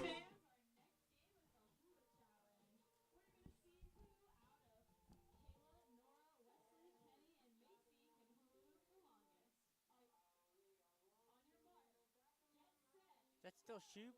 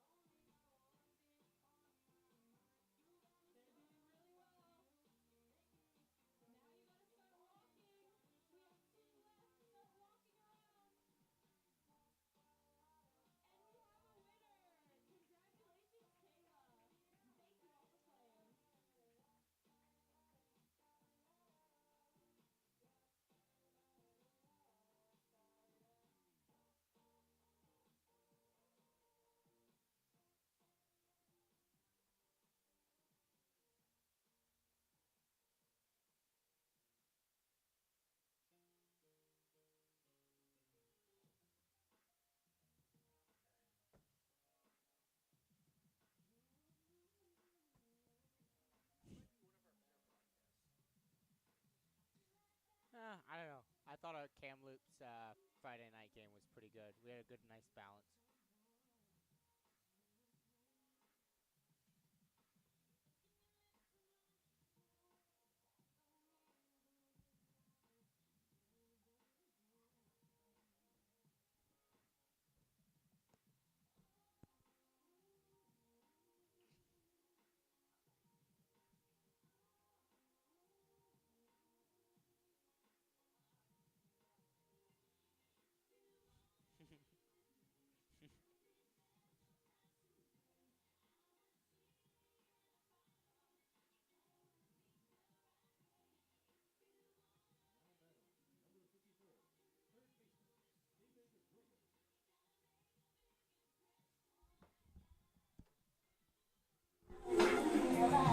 So Colby Schuber, after a long break, back out on the mound for a 6th inning of work. Lefties up 7-0. David Dreyer's 0 for 2 on the day. The first pitch to him down low for ball 1. 1 ball, no strikes. Schuber had to sit down as the lefties sent 10 hitters to the plate in the bottom of the 5th as Dreyer's grounds it to Leone, who collects himself and retires. Dreyer's on the ground out. So Schuber gets the first out of this inning. Now batting, number 14. And he's trying to secure his third quality start of the year. Through 6 innings on June 23rd against Kelowna. The first pitch to Wiley Waters. Down low for ball 1, 1 ball, no strikes. So if he does indeed get through this inning with less than 3 earned runs, it would be his third quality start on the season, second in West Coast League play. The 1-0. That's hammered down the left field line. He's looking at it, and that's over the wall. Got out of here in a hurry. And the West Coast League leader in home runs does it again, up to 8 on the season, and puts Nanaimo on the board. That thing was launched out of here. You could just tell. I'm looking out there in left field, and Jeremy Giesig just knew exactly when that was hit. There was no trying to save that. Our view is a little obscure down the left field line. I couldn't even tell that that was going over the wall and not going to be a foul ball because Giesig did not move a single step. He knew directly off the bat that that was going out of here. And Waters took his time to get out of the batter's box. First pitch to Drew Rudder outside for ball 1. 1 ball, no strikes. So Schuber's going to give up a homer. Might as well be to the West Coast League leader in that category. As there's another one that's hit well into right field. Helm going back, and he secures it at the wall. As he's backpedaling there, Helm, even though he's not normally a right fielder, has made a couple of nice plays. Did so in the second inning against Rudder, and does it again against him here in the 6th for the second out of the inning. Yeah, great job adjusting to that and backpedaling and getting under that. So Mitchell Middlemiss 0 for 2 on the day. Back up to the dish. Schuber's first delivery loops into the zone for strike 1. No balls, 1 strike on Middlemiss, who's on a 9-game hitting streak. The 0-1 is hit into the air to center. Kadama will retrieve it, though, and end the inning. So if Schuber's day is indeed over, it would be his third quality start of the season. Lefties will take a 7-1 lead into the bottom of the 6th. Nanaimo on the board after Wiley Waters' solo shot.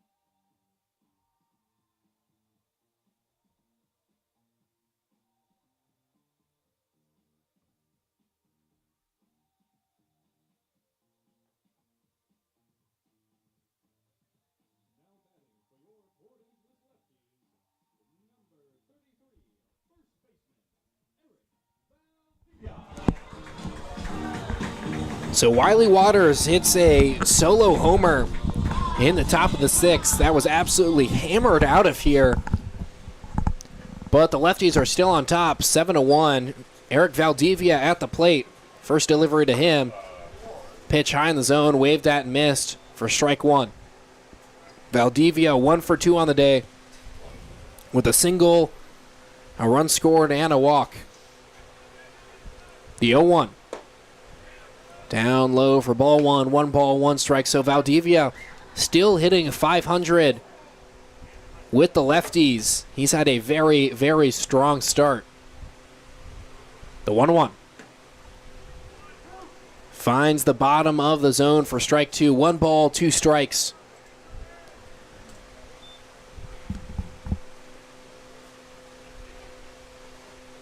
The next delivery from Minshew. That's hit up the middle. Torres will dive, field, and throw. It's a high throw, but Waters does a good job extending and retiring Valdivia. So 1 out in the inning. Minshew finished off the 5th inning for Nanaimo and is back out on the bump. And out of Illinois State University.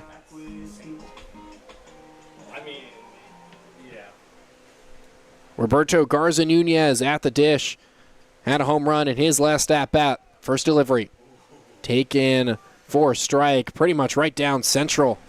No balls, 1 strike on Garza Nunez. 2 for 3 on the day with that 2-run homer in the 5th inning. And a single. And that's hammered down the left field line for a fair ball. Garza Nunez hard around first, but will stop there. His 2nd single of the day. And 3rd knock of the day.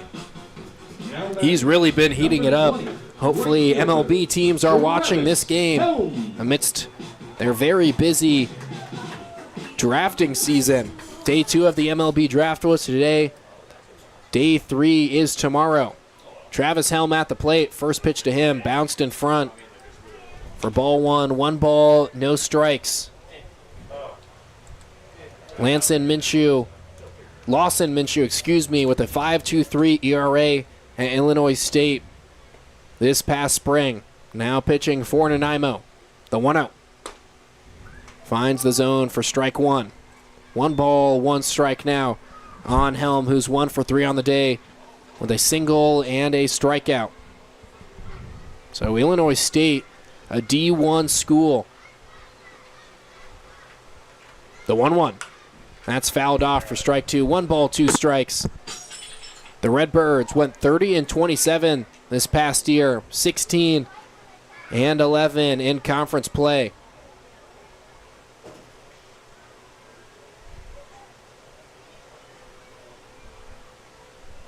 A long look over at first for Minshew. His 1-2. That's popped up. Will stay in the infield. Torres at second, getting under it and retiring Helm. So 2 outs in the inning now. Lefties still up 7-1. It's been big innings for them. 3-run 3rd frame and a 4-run 5th inning.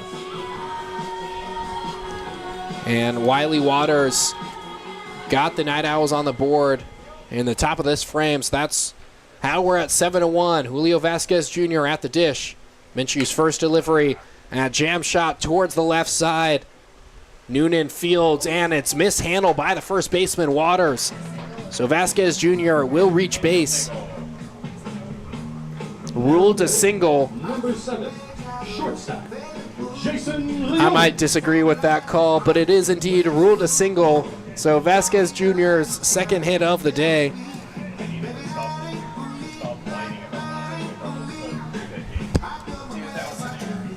That's also a tough play. It's on the run, too.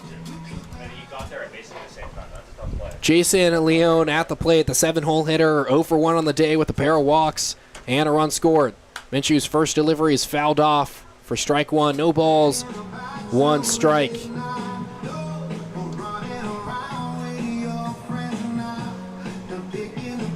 Leon with a pair of doubles yesterday, looking for more. Towards the top of the team in terms of doubles. The 0-1. Down below the knees for ball 1. 1 ball, 1 strike. Leon also has a homer to boot. So lefties are really heating it up in terms of home runs these past couple weeks. That 1-1 pitch finds the zone for strike 2. 1 ball, 2 strikes. As the summer months go on, it gets hotter and hotter. So the ball travels further and further. Coming into this one, lefties were tied for 3rd in the West Coast League in home runs as that 1-2 pitch blocked well by Hadley. And a pitch low and away. 2 balls, 2 strikes. on Leon, the shortstop for Port Angeles today. So after Garza Nunez's homer, the Lefties have 15 on the year as a team, at least in league play. The 2-2 again skipped in front of the catcher to bring the count full. Runners will be off with this next pitch. Garza Nunez at second and Julio Vasquez Jr. at first. Jason Leon looking for a couple more RBI to his tally. Try to keep pace with Garza Nunez. The payoff pitch. That skips away from the catcher. Garza Nunez, hard round around third, but will stop there as the pitcher Minshew comes to cover. So Leon gets a full count walk. Garza Nunez will go to third. Vasquez Jr. to second. The bases will be loaded for the second straight inning, and the 8-hole hitter Jack Cleveno up to the plate, 0 for 2 on the day, with a walk in the 5th inning. And remember, in the 5th inning, there was also 2 outs, too, when the Lefties loaded the bases. Minshew's first delivery. That's down low for ball 1. 1 ball, no strikes on the catcher out of the University of Utah. And there's a mound visit between Hadley and Minshew, trying to talk some things over. Minshew, a young arm, entering his sophomore year at Illinois State. So just a quick conversation between those two. And Cleveno at the plate. He has had 2 RBI coming into this one. Looking for more, has a couple of runners in scoring position. Lefties up 7-1 here in the bottom of the 6th. 2 outs. The count is 1-0 on Cleveno. Minshew's next delivery. That's grounded towards the left side. Dreyers goes to his left. That'll get through. Garza Nunez will score. Vasquez Jr. headed for the plate. The throw from Rudder is not in time. And Leon heads to third on the throw. So 2 runs score for Port Angeles on that RBI single for Jack Cleveno. And it seems like the offense has just been rolling in from the weekend, and they still are heating up. Lefties put up 4 in the 5th inning. Have an additional 2 here, and Port Angeles will take a 9-1 lead. It's a mound visit for Nanaimo. Seems to be a pitching change. So runners on first and third with 2 outs here in the bottom of the 6th. With the home side up 9-1, we'll take a quick break, introduce you to the new pitcher.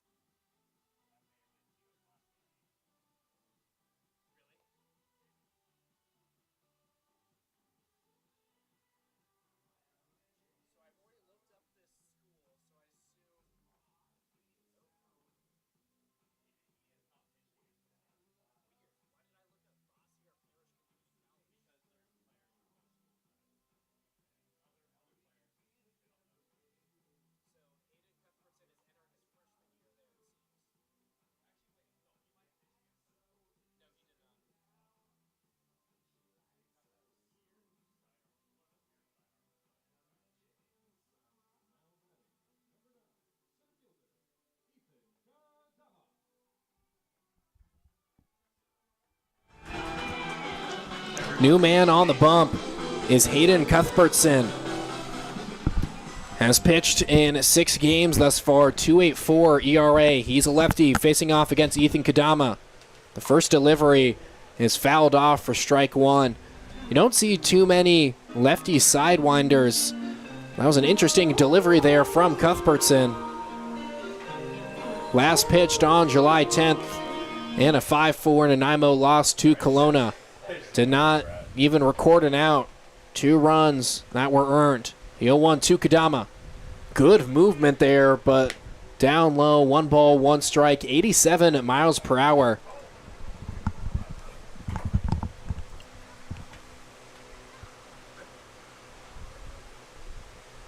The 1-1 delivery.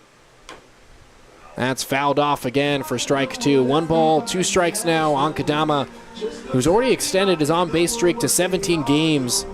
He's 0 for 2 on the day, but with a hit by pitch in the 5th inning.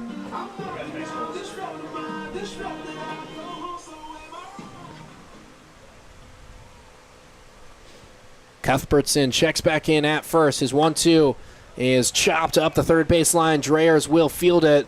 A long throw there, but retires Kadama to end the 6th inning. We'll head to the top of the 7th. Lefties put up a pair, and they're up 9-1.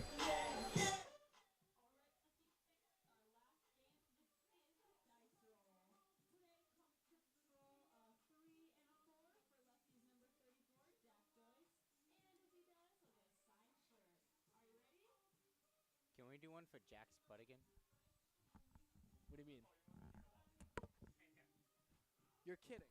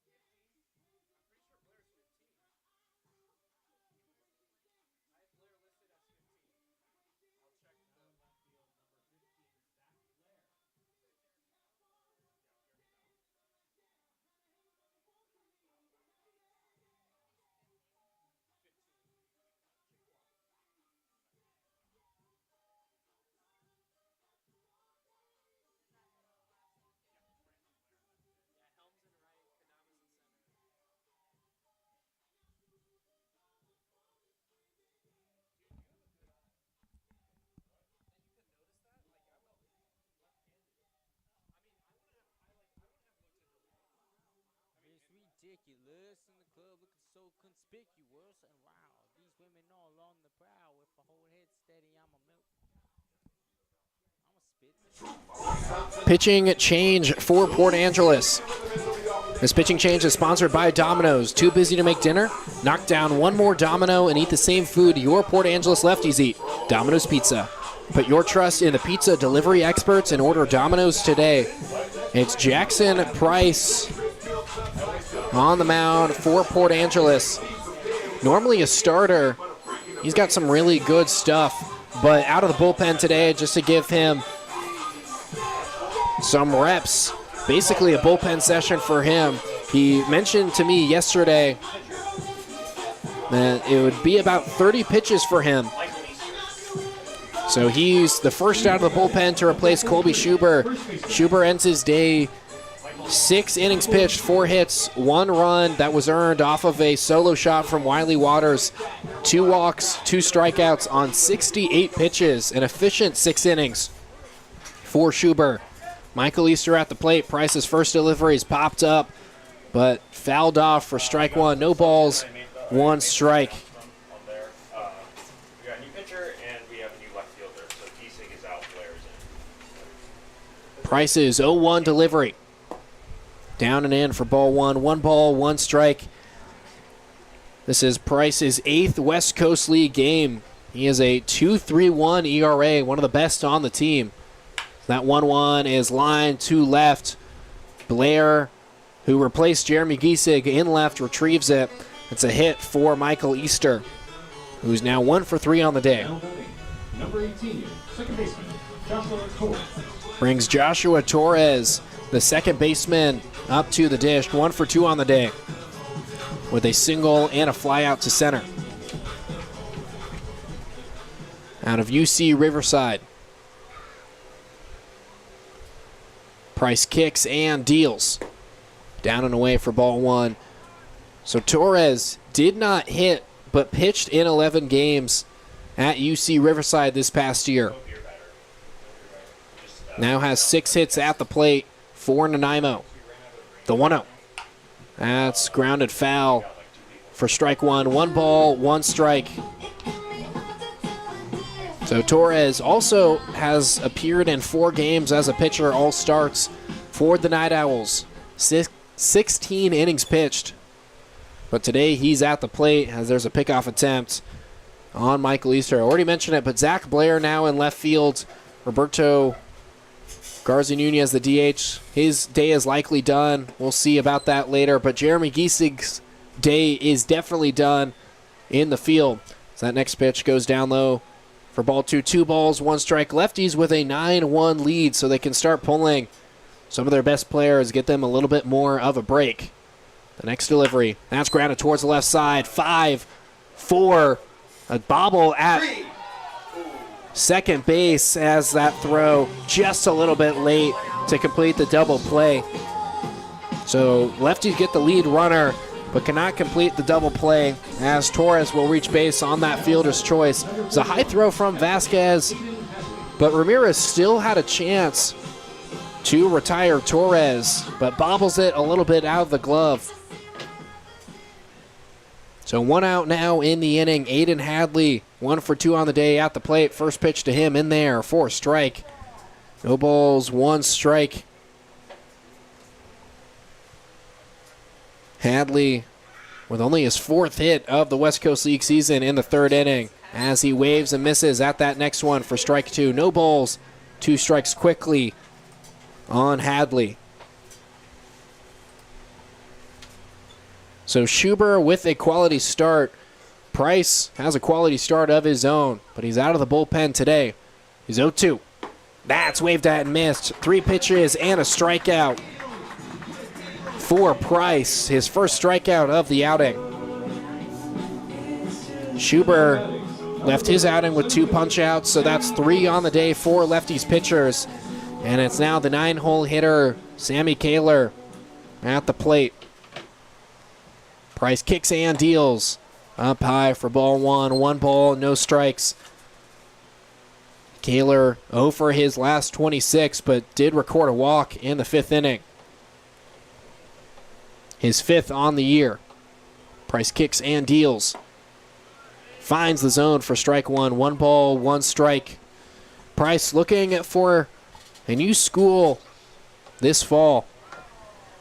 He's really impressed this summer, so should find a good home. The 1-1. That is a nasty pitch and finds the zone for strike 2. 1 ball, 2 strikes. According to 643 charts, Price's curveball and slider are above average D1 pitchers. And he just showed that off there. The 1-2. Down in the dirt for ball 2. Gets away from Cleveno, but in front of him, so Torres will have to remain at first. Now these stats might be a little bit outdated, but through his start on July 3rd, Price was in the 97th percentile for spin on his slider, which is 400 RPMs above the MLB average.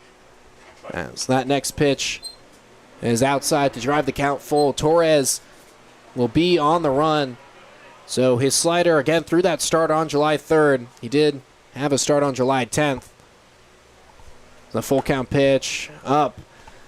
That slider over 2,800 RPM. 2-out jam here for him, though. Now batting, number 32. Kaler gets his second walk of the game and now brings the top of the order back up. Nevin Noonan 0 for 2 on the day with a walk. A West Coast League All-Star.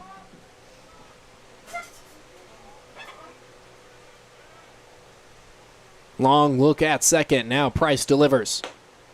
Up high on the breaking ball for ball one. 1 ball, no strikes.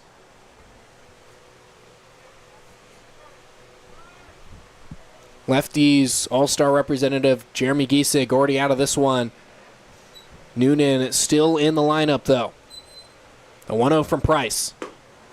Finds the zone for strike one, 90 miles per hour on the gun. 1 ball, 1 strike. Lefties looking to hang on for their 3rd win in a row. They're up 9-1 here in the top of the 7th with 2 outs. But still, 7 outs remain for Nanaimo to try to make a comeback. The 1-1. That's chopped up the middle. Ramirez will field and just tag second to end the inning. So through 6.5 innings, the Lefties are leading 9-1. We'll head to the bottom of the 7th after we stretch. Port Angeles looking to put up some more runs. The 7th inning stretch. Everyone.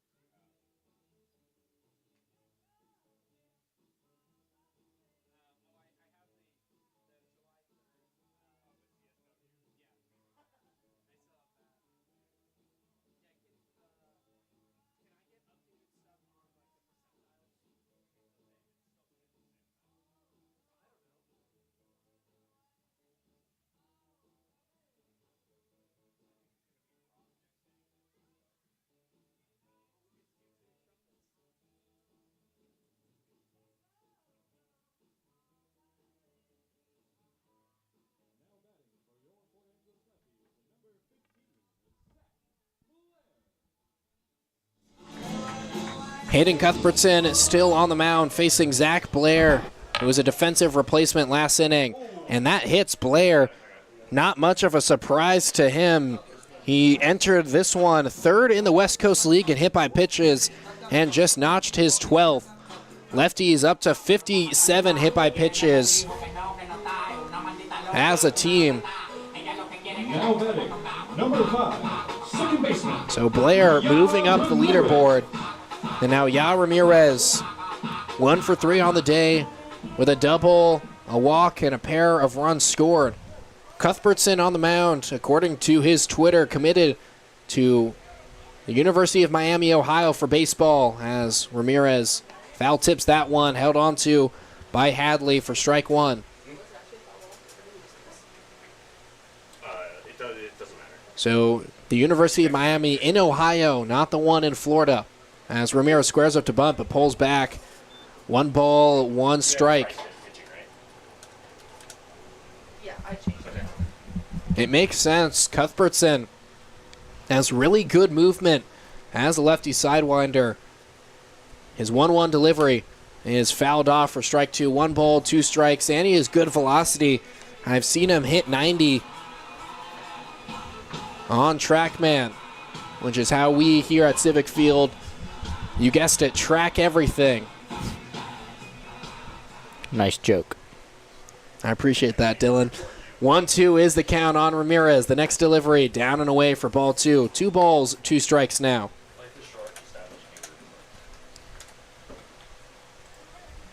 So Ramirez, who's really been swinging a hot bat as of late, moved up to the 2-hole in the lineup. And he's delivered with those pair of runs scored. That's fouled off. The count will remain the same. 2 balls, 2 strikes. So Cuthbertson on the mound. Joining a D1 school, Miami, Ohio, in the MAC conference. But, I mean, if we score a couple more, just go back to the... It's not... Yeah. Makes sense. Cuthbertson's 2-2. That's down low for ball 3. Ramirez has drawn this count full. Already has a walk on the day in the 5th inning and a chance at another one. Lefties have drawn a good number of free passes.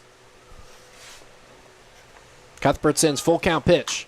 That's hit over the head of Torres and will get down for a base hit. Blair will stop at second, not deep enough as Middlemiss retrieves it and tosses it back into the infield. 2-hit day for Ya. He's been looking really good ever since getting back from Kamloops. And Eric Valdivia 1 for 3 on the day with a single, a run, and a walk.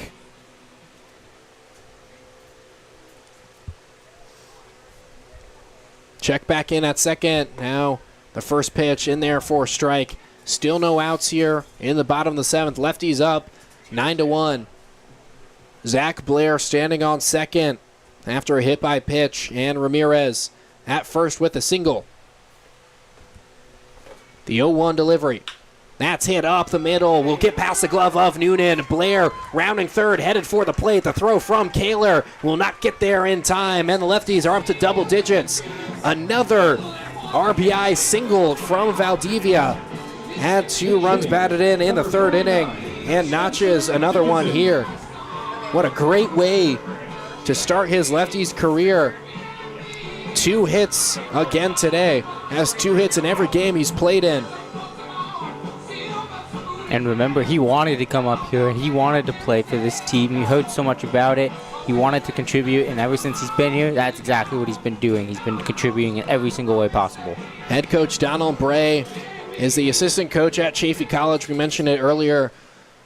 Valdivia just wrapped up his freshman year at Chaffey, so got the call from Bray to head up here. It's a pinch hitter. Spencer Dickinson hits it into foul territory. Waters giving chase and will retire Dickinson after 1 pitch. So Roberto Garza Nunez's day is indeed done. Dickinson replaced him and just popped out.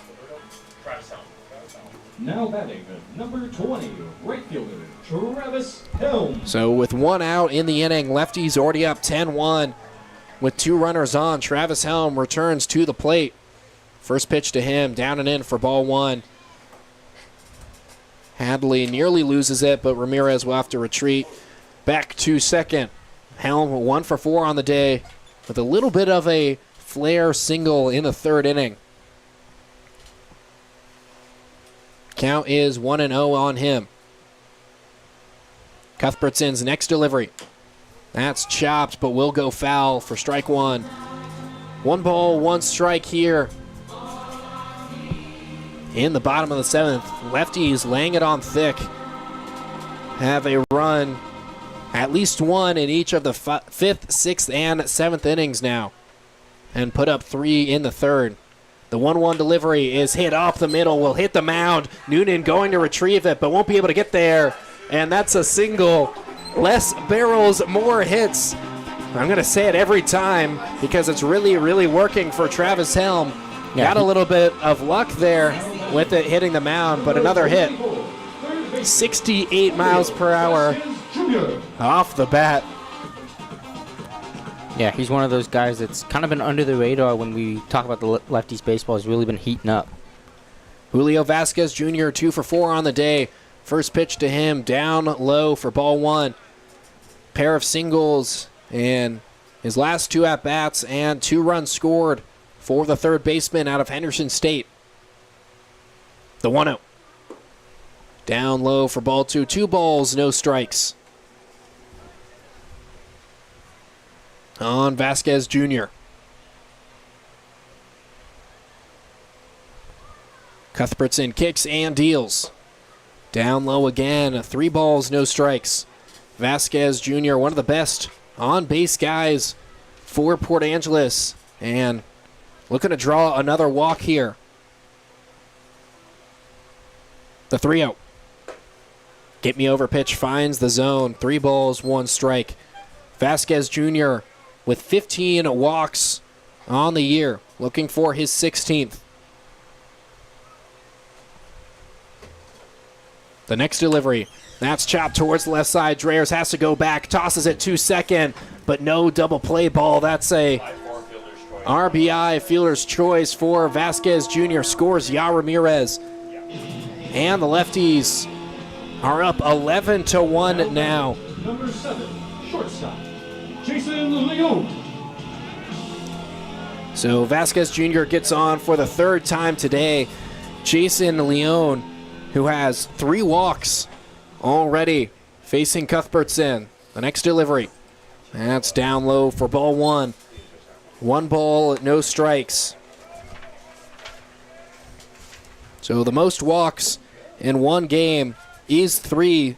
So Leone has tied that. It's been done 5 times, most recently by Ethan Kadama on July 5th. The 1-0.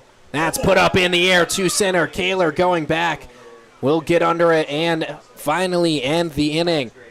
Lefties send 7 to the plate, put up a pair of runs, and Port Angeles will take an 11-1 lead into the top of the 8th. Nanaimo down to its final 6 outs.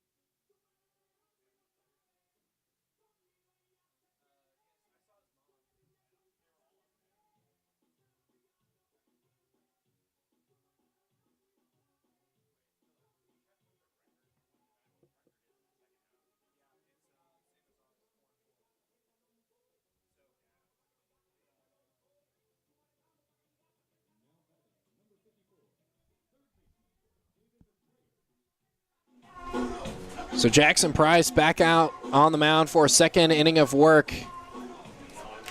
It's the 2-hole hitter, David Dreyers, at the dish. 0 for 3 on the day. Price's first delivery. Down low for ball 1. 90 miles per hour on the gun for his 2nd inning of work. His next delivery. That's grounded towards the right side. Valdivia will field on a fair ball and take it himself. Dreyers was not running there. He's upset. Thought it should have been ruled a foul ball, but it hit the base. And it was ruled a fair ball by the field umpire. Now there's a conversation here. Dreyers will head back to the dugout for the first out of this inning. Gives us some more time to talk about Jackson Price. In a quality start on July 3rd, He had a 39% called strike and whiff rate, and 35% is considered elite. So he's 4% above elite. And CSW is a stat used to predict strikeouts and the dominance of a pitcher. So Price doing a really good job on the mound for the Lefties. He was in the transfer portal this past spring after spending his freshman year at Pacific University, a D3 school, but really showing that he has the ability to play at the next level. So it's now Wiley Waters back up to the dish after the discussion of Dreyers' ground out. Waters 1 for 3 on the day with a solo homer in the 6th. That's the only run for Nanaimo. Next pitch is outside for ball 1. Waters, of course, leading the West Coast League in terms of home runs. That's why he's a West Coast League All-Star. The 1-0. Outside for ball 2. 2 balls, no strikes. Waters now on a 10-game on-base streak. As the 2-0 pitch is waved at and missed for strike 1. After losing an 8-game hitting streak yesterday, went 0 for 3. But still, the on-base streak stays alive. A 2-1 pitch finds the zone for strike 2. 2 balls, 2 strikes. Price is an efficient worker. Moving very quickly, gets the sign he likes. He is 2-2. Curveball popped up in the air to center. Kadama ranging to his left and gets under it to retire Waters. So now 2 outs here in the 8th inning. Now batting, number 25, left fielder, Drew Rudder. Drew Rudder 1 for 3 on the day with a single and a pair of flyouts.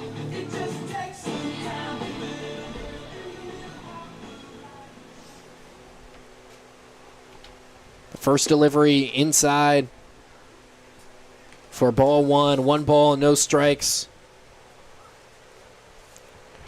Rudder is now 2 for 8 against the Lefties as he fouls that one off for strike 1.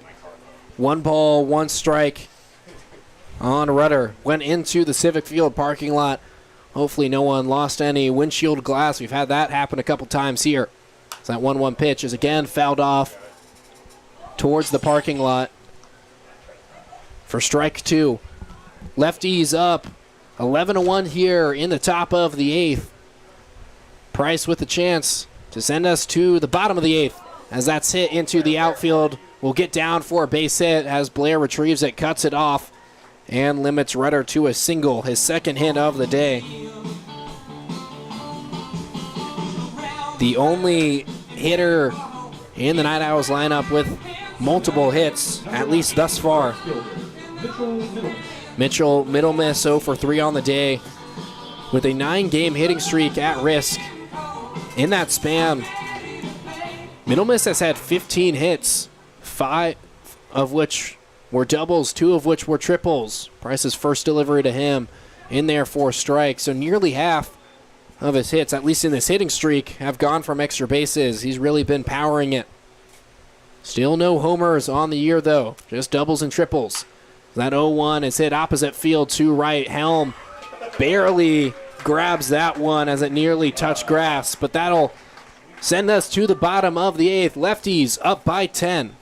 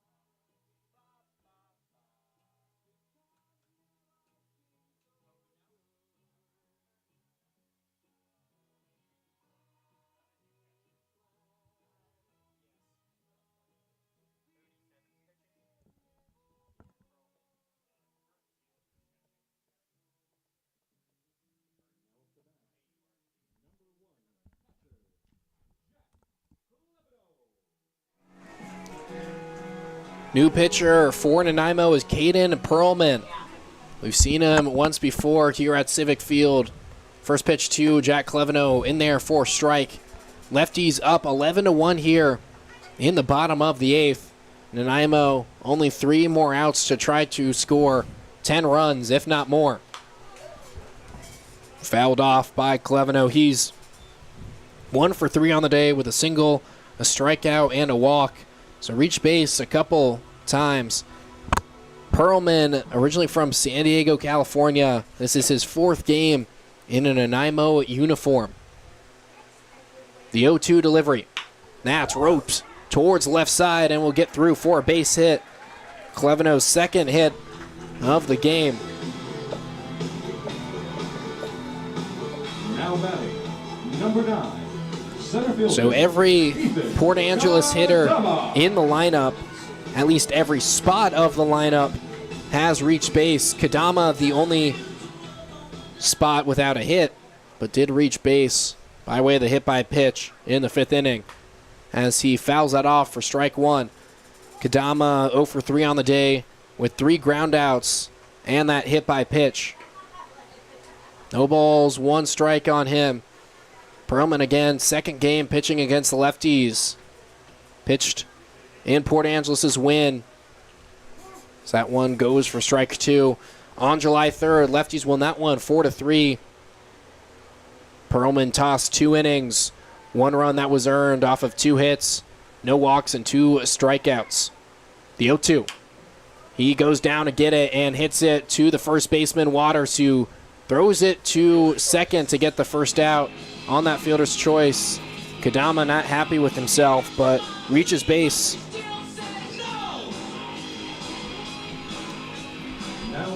And will take his spot at first. Now Zach Blair, who was hit by a pitch, his 12th HBP on the year in the 7th inning, back up for a 2nd plate appearance. Also scored a run as he takes one pretty much right down central there for strike 1. Zach Blair, 11 walks and 12 hit by pitches on the year. The 0-1. Curveball finds the zone for strike 2. No balls, 2 strikes. Blair actually with 12 walks, so an even number of walks and hit by pitches, 12 and 12. The 0-2 from Perlman. Another breaking ball. This one finds the zone. 3 pitches, no swings from Zach Blair, and he's sent back to the dugout. 2nd out of the inning here in the bottom of the 8th. Now batting, number 5, 2nd baseman, Ya Ramirez. Now Ya Ramirez, 2 for 4 on the day with a single, a double, a walk, and 3 runs scored. Perlman's first delivery. That's fouled off for strike 1. No balls, 1 strike. Kadama, speedy runner at first. Hasn't really shown it much on the base paths with 2 stolen bases on the season. The 0-1 delivery. That's popped up into foul territory on the right side. Waters giving chase, but that'll go into the Civic Field Beer Garden for strike 2. No balls, 2 strikes, 2 outs here in the bottom of the 8th. Lefties up by 10 runs. Would be one of its biggest wins of the year. Largest margin of victory was 15 runs, but that was in a non-league game on June 9th. The 0-2. That swung on a miss to end the inning.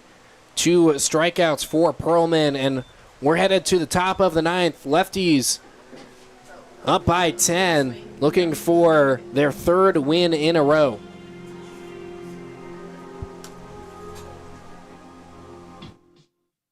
No, play the tiny trumpet song.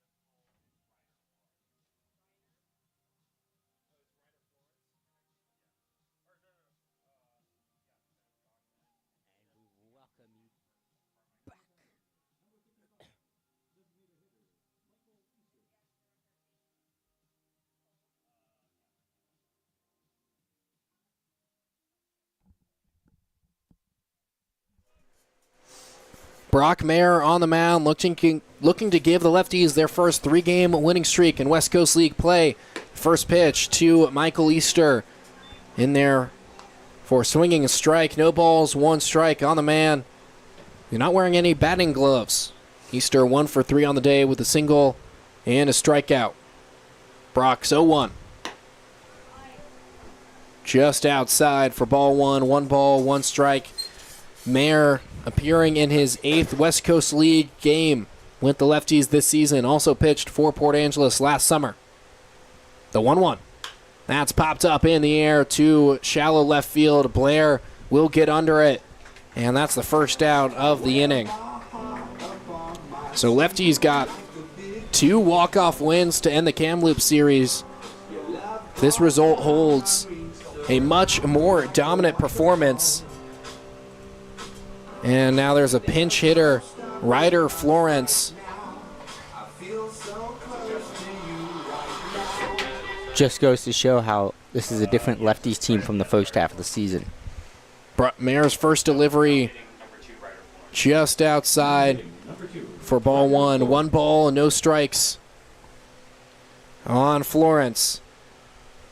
Going to be a freshman at Scottsdale Community College. The 1-0 is fouled off for strike 1. 1 ball, 1 strike. Florence hitting 174. Only 23 at bats. 4 for 23.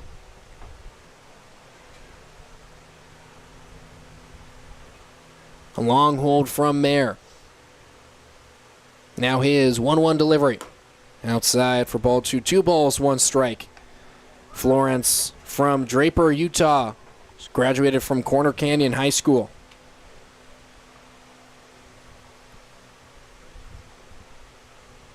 The 2-1. That's waved at and missed for strike 2. 2 balls, 2 strikes. Mayer headed to Point Loma Nazarene University in the fall. Just finished his sophomore year at Chaffey College. The 2-2. That's in the dirt for ball 3. 3 balls, 2 strikes. So the Chaffey guys have been vital to the Lefties' efforts. Yesterday, it was Josh Verkylen out of Chaffey. Quality start out of him. Brock Mayer was a pinch runner and scored a run in the 9th inning last night. The full count pitch. Outside and low for ball 4. And, of course, the walk-off winner, Eric Valdivia from Chaffey College, and he scored Ya Ramirez out of Chaffey College. So a lot of Chaffey College representation yesterday. Lefties are coached by Don Bray out of, you guessed it, Chaffey College.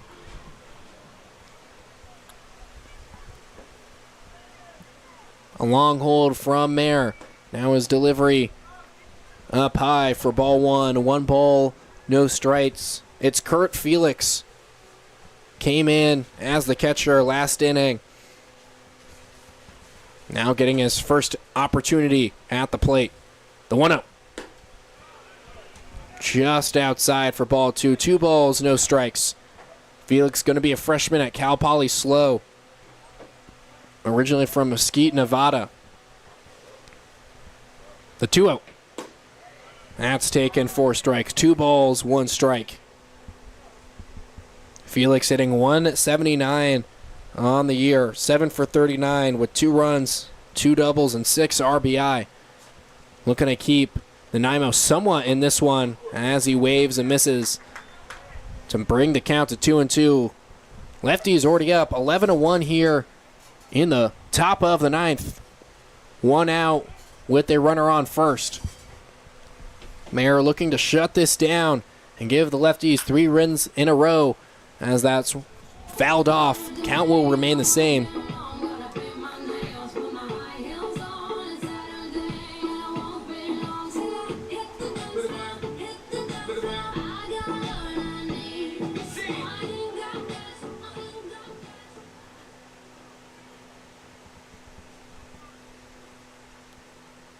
A long hold from Mayer. Now it's 2-2. That's chopped, but foul. Felix staying alive. So, a couple of soon-to-be freshmen getting their first at-bats here in the 9th inning. Ryder Florence on first, who drew a walk. and Kurt Felix at the plate. Mayer looking to send this guy packing as he fouls it off again. Felix does. So Mayer came into this one with a 4.42 West Coast League ERA. Has lowered it a little bit as he's already secured one out in the frame. The 2-2. Curveball gets him on the swing and miss for the first strikeout of Mayer's outing. Most recent 2 appearances came as a starter, so he's out of the bullpen today just to get a couple more reps headed into the All-Star break.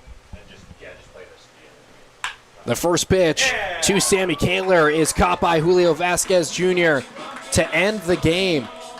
Lefties win by 10 for their first 3-game winning streak in West Coast League play, taking the final 2 games at Kamloops and taking this 1-game set against Nanaimo. It was an all-around complete performance, just the 1 run given up by the pitching staff and the 11 runs scored. Every single spot in the lineup reached base at least once. So this game is over, and we'll take a quick break and try to get some post-game interviews up here. The vibes are immaculate here at Civic Field. Just one more thing to add. I thought this was a very complete game by the Lefties. Probably one of the first complete games we've seen in a while. Probably go back to that 17-2 win against the Gumbaroos. Great to see everybody getting some hits, fielding, and we got to see everybody almost hit, so it was great. And I thought this was a great win for the Lefties, and they're on a roll in the second half of this season. Please drive home safely, and you have a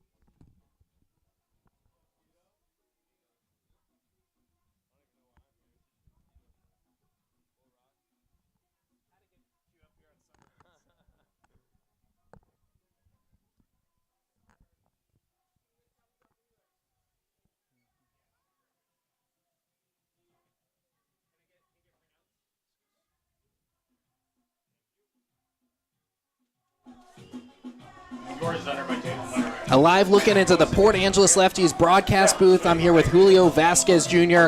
after the Lefties beat the Nanaimo NightOwls 11-1. It's your first 3-game winning streak in West Coast League play. How does it feel? It feels great. I mean, the guys are playing really well right now. We came off of 2 pretty big back-to-back walk-off wins against Kamloops. So it's nice to be able to continue the trend, stay hot. You know, we're going into a little bit of an all-star break now, and hopefully we can get right back to it as soon as the break's over. Yeah, the first 2 wins of this winning streak by way of the walk-off. This one a little bit different, a much more dominant performance. What does it say about your team that you can win both ways with the late-game theatrics and just the from start to finish win? Yeah, I mean, it says a lot. I think we're a group of guys with a lot of heart. Clearly we showed that in the last 2 games before today. So we can come back in any situation we need be, and we can go out and dominate from the start. Now, 2 hits for you today. You have 3 multi-hit games on the season, all in the last 6 games. What's been working so well for you at the plate? Just keeping my approach, keeping the confidence, you know, expecting to get my pitch in those at-bats, and, you know, trying to hit it hard, try to put a good swing on it, and, drive the ball, produce for the team. And you have one of the highest on-base percentages on the team, so while the hits weren't falling necessarily earlier in the season, you were getting on base at a high clip. I asked you this yesterday, or a couple days ago for the fans. Which do you prefer, getting on base by way of the single or the walk? I definitely say a single, yeah. Ups the batting average a little bit, makes you feel a little better, but I'll always take a walk. Fair enough, fair enough. And it's in your second summer with the Lefties. What brought you back to Port Angeles this summer? Man, it's a fun place to be. It's a smaller town, but you feel all the love when you're out here. It's awesome. And your roommate, Travis Helm, we're celebrating him tomorrow. Absolutely. For Travis Helm Day. How much does he mean to this team? Oh, he means a lot. He's an older guy. We love him. You know, some guys call him Pawpaw because, you know, they're youngins out here, but it's fun. I'm glad that we could celebrate his day. That's good. Well, that was Julio Vasquez Jr. up here in the booth after the Lefties' 11-1 win. We'll take a quick break and get Roberto Garza Nunez on the mic here in Port Angeles. Bet.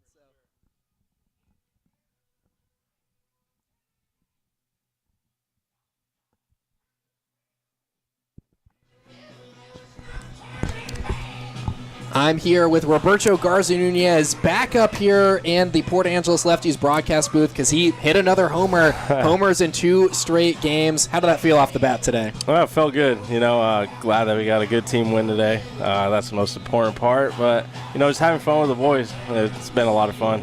And it was a 3-game winning streak, your guys' first in West Coast League play. What does that say about your team? Kind of a rough first half, but now really starting to gel here in the second half. Hey, that's all that matters. You know, we're starting to get a groove when it matters. And, you know, just keep it rolling. And now you're atop the North Division, tied with a couple other teams with your 5-4 record in the second half. How do you carry that momentum into the rest of the second half? You know, we're going to have a couple days off, but just get it going again. Just keep this mentality that we got, trusting one another, and then we'll get it done. Now, you started the rally yesterday in the 9th inning. It was 6 runs straight. How important do you think your homer was towards the winning effort? Obviously, pretty important, you know, not to get shut out, obviously, number one. But, you know, just guys pulling for one another right after. Obviously, Jason's double yesterday. That was a big momentum winner right there for sure. That's good. That's good. And Tito, I know it's in your second summer in Port Angeles. What's different about this team compared to last year's team? I think we just have more in depth for sure. I think that's the biggest one. And obviously just finishing games too, I think, as well. We trust more in each other this year versus last year, I think. Well, the Lefties get a dominant 11-1 win. That was Roberto Garza Nunez, who had another homer today, his 3rd in West Coast League play, 2 in as many days. that will be the end of our broadcast. Lefties play against the Dub C Fish Sticks in a non-league game tomorrow for Travis Helm Day. Make sure to tune into our broadcast at 6:35. We'll see you there.